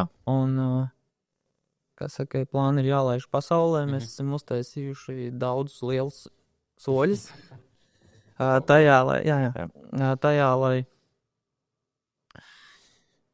lai mēs zinātu, kur mēs būsim pēc 3 un 5 gadiem. Un pēc 3 un 5 gadiem mums ir jābūt zināmākajam zīmolam drošības distribūcijā Baltijā. Okay. Nebaidīšos to teikt skaļi, ka tam tā ir jābūt. Jā. Mums ir arī eksporta plāni, lielāki nekā viņi ir šobrīd. Šobrīd tas ir tikai, es neteikšu tikai, tie ir infrasarkanās gaismas prožektori, bet mums ir iespējas attīstīties, kur ražotājiem mums viņus ir piedāvājuši apgūt citus tirgus, kas ir tuvumā, kur mums mentalitāte ir tuvāka, kur mēs viņus pazīstam, un ražotāji savukārt nepazīst. Tā kā to mēs plānojam darīt. Tā būtu vēl viena lieta, un pilnīgi noteikti mēs ar Gati kā reiz aizpagājušā nedēļa. Mums bija strateģiskā sesija Lietuvā, kā reiz gatavojot budžetu nākamajam gadam, un braucot mājās nonācām pie tā, ko mēs īstenībā gribam, un īstenībā mēs esam sasnieguši to brīdi, kur nākamais Altas plāns mums ar Gati ir padomāt pašiem par sevi. Okay. Jo ir pietiekoši ilgs laiks, kur mēs esam darījuši ļoti daudz lietas, nedomājot tik daudz par sevi, kā par to, kā to sienu sasist. Ja? Attiecīgi tagad ir plāns, kā to sienu nesist, bet tā būtu trešā lieta, kur, ja tu man prasi pēc 3-5 gadiem, tad mēs neesam startups vairāk. Okay, tas būtu. Tā ir ļoti laba un godīga atbilde arī, jo viens no parametriem, ko es zinu, kad arī saka, kad iegulda lieli investori uzņēmumos naudu, viņi vienmēr ierēķina iekšā tā kā to daļu, kas ir menedžmentam paredzēta. Tā daļa nav vienkārši tāpatās tur ielikt. Tā daļa ir paredzēta, lai tiem cilvēkiem būtu tā kā ērti tur strādāt un lai viņi būtu parūpējušies, jo viņi tomēr ir līdz tam izdarījuši ļoti, ļoti lielu darbu. Tas ir svarīgi ļoti. Es nevaru slēpt, ka ir parādījusies uz galda doma par to, ka mēs varētu arī pārdoties potenciāli. Lai to darītu, es būtu priecīgs, ja kāds investors nolemtu atmaksāt man to laiku. Šaubu nav, bet tas nebūtu pašmērķis. Šobrīd uz galda tā doma ir parādījusies, tagad visa pasaule klausās un rītā man atnāks, rīt vēl nē, es nezinu, kad būs epizode, bet maskas varbūt nē, bet pienāks viens vai otrs kolēģis un paprasīs, kas jūs pilnīgi nenormāli labi esat palikuši tagad tādas muļķības runāt, bet tas nav ne rīt, ne parīt, un tas iespējams nav arī pēc 5 gadiem, bet ilgtermiņā skatoties, es neizslēdzu tādu opciju, ka tāda viņa varētu būt. Mums podkāsts zināms ir ar to, ka mēs manifestējam šeit, bet es nezinu, vai jūs ticat vai neticat kaut kādai manifestācijai. Es neticu tādai, ka tu sēdi mājās, tur domā par kaut ko, bet jūs reāli izdarījāt darbību, atnācāt uz šejieni, pateicāt, jau iepriekš par to vienojāties, likāt citiem, darījāt zināmu, ka būs tā, un es novēlu vienkārši, lai tas arī piepildītos, lai jums sanāktu labi parūpēties par sevi. Tomēr 13 gadi jāsanāk, 14 gadi kopā pastrādāts ir labi arī jāatpūšās, un pēc tam pie nākamā darbiņa jāķerās. Okay, mēs lēnām tuvojamies šīs sarunas beigām, un es gribētu jums pilnībā iedot vadību pār šo podcastu. Jums ir iespēja noreklamēt jebko, ko vien vēlaties, parunāt par tēmu, kur jūsuprāt ir svarīga, mēs varbūt te nepieskārāmies, vai arī vienkārši uzdot kaut kādu jautājumu man. Droši, brīvais mikrofons. Gati. Labi. Es pilnīgi noteikti pateikšu to, ka ņemot vērā, ka mēs esam sociāli atbildīgs uzņēmums. Ir vesela kategorija pat tam. Tad viens no mūsu mērķiem absolūti ir izglītot. Vienalga, kā mēs to saucam, vienalga, kurš to grib. Visiem ir iespēja izglītoties un apmeklēt mūsu gan organizētās akadēmijas, gan pasākumus, gan piedalīties, arī iemācīties un saprast. Skaidrs, ka uzsvars tur, protams, ir, veidojot no tā sadarbības, nevienā brīdī to neslēpšu, bet tas nemaina faktu, ka tas dod izpratni Mēs ieliksim šeit apakšā zem video, kā sauc to pasākumu, kas ir tas veidojums, ko jūs... Mūsu viens veidojums ir Altas akadēmija, kuru mēs organizējam sadarbībā ar Turību. Jā. Viņa telpās mums ir drošības laboratorija, kurā mēs veicam mācības, certifikācijas un ļoti tālāk. Jā. Otrs ir Nordic Sectech Summit. 3 gadus mums ir tikko, un 17. oktobrī bija 3. Jā. Nākamgad es tūdaļ uztaisīšu nesaskaņotu mārketinga kampaņu, bet labi, ka es neatceros datumu, kuru mēs nolēmām. Ir datums, jā, bet nākamgad oktobrī būs 4. Attiecīgi tiem, kas nav redzējuši, pat tiešām iesaku paklausīties lekcijas, jo tur ir daudz vērtīgas informācijas, un tam nav nekāds sakars ar to, ko mēs gribam pārdot. Un tie, kas domā savādāk, tam tas ir maldīgs priekšstats radies, jo tas nav mērķis. Mērķis ir patiešām izglītot un parādīt. Ir tomēr uzkrāta bagāža ar zināšanām, kuras ir jānodod, nevis jāstāj kaut kādos dokumentos, kurus esat sarakstījuši kaut kur iekšē. Tas kopējo to mēs tomēr esam, mums ir svarīgi, lai mūsu valsts ir droša, tikai atsevišķi kaut kādu veidojumu, tāpēc jā. Tieši tā. Izveidojot šo sabiedrības domāšanu, tas teiksim, tāda domāšana, kas ir, viņa jau nāk jebkurā gadījumā no citiem, jau, kur tā ir norma, piemēram, tā vienkārši nav. Viņa nāk pie mums tādā veidā, tā sabiedrība aug, un mēs augam arī visu kopumā, ne tikai drošības sektorā, tad, kad tu sāc uztvert to, kas notiek apkārt un nezinu, kā dzīve. Okay. Mums tieši šie atbalstītājs ir mūsu podkāstu atbalstītājs, ir Draugiem grupa mentoru klubs. Mēs mēģinām kaut ko līdzīgu darām. Mums ir savākti daudz mentoru. Es viens no tiem, tā skaitā viens no jaunākajiem mentoriem arī, kas tur ir tikko pieņemtais.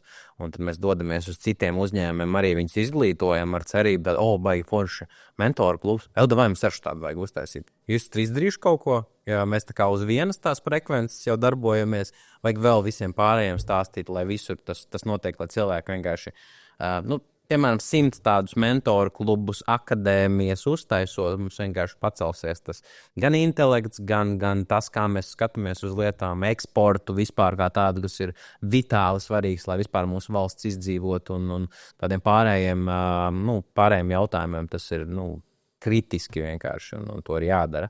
Un mēs līdzīgi to pašu, ko jūs arī darat, jā, tā kā tas ir ļoti apsveicami. Uz tās nots arī pabeigsim.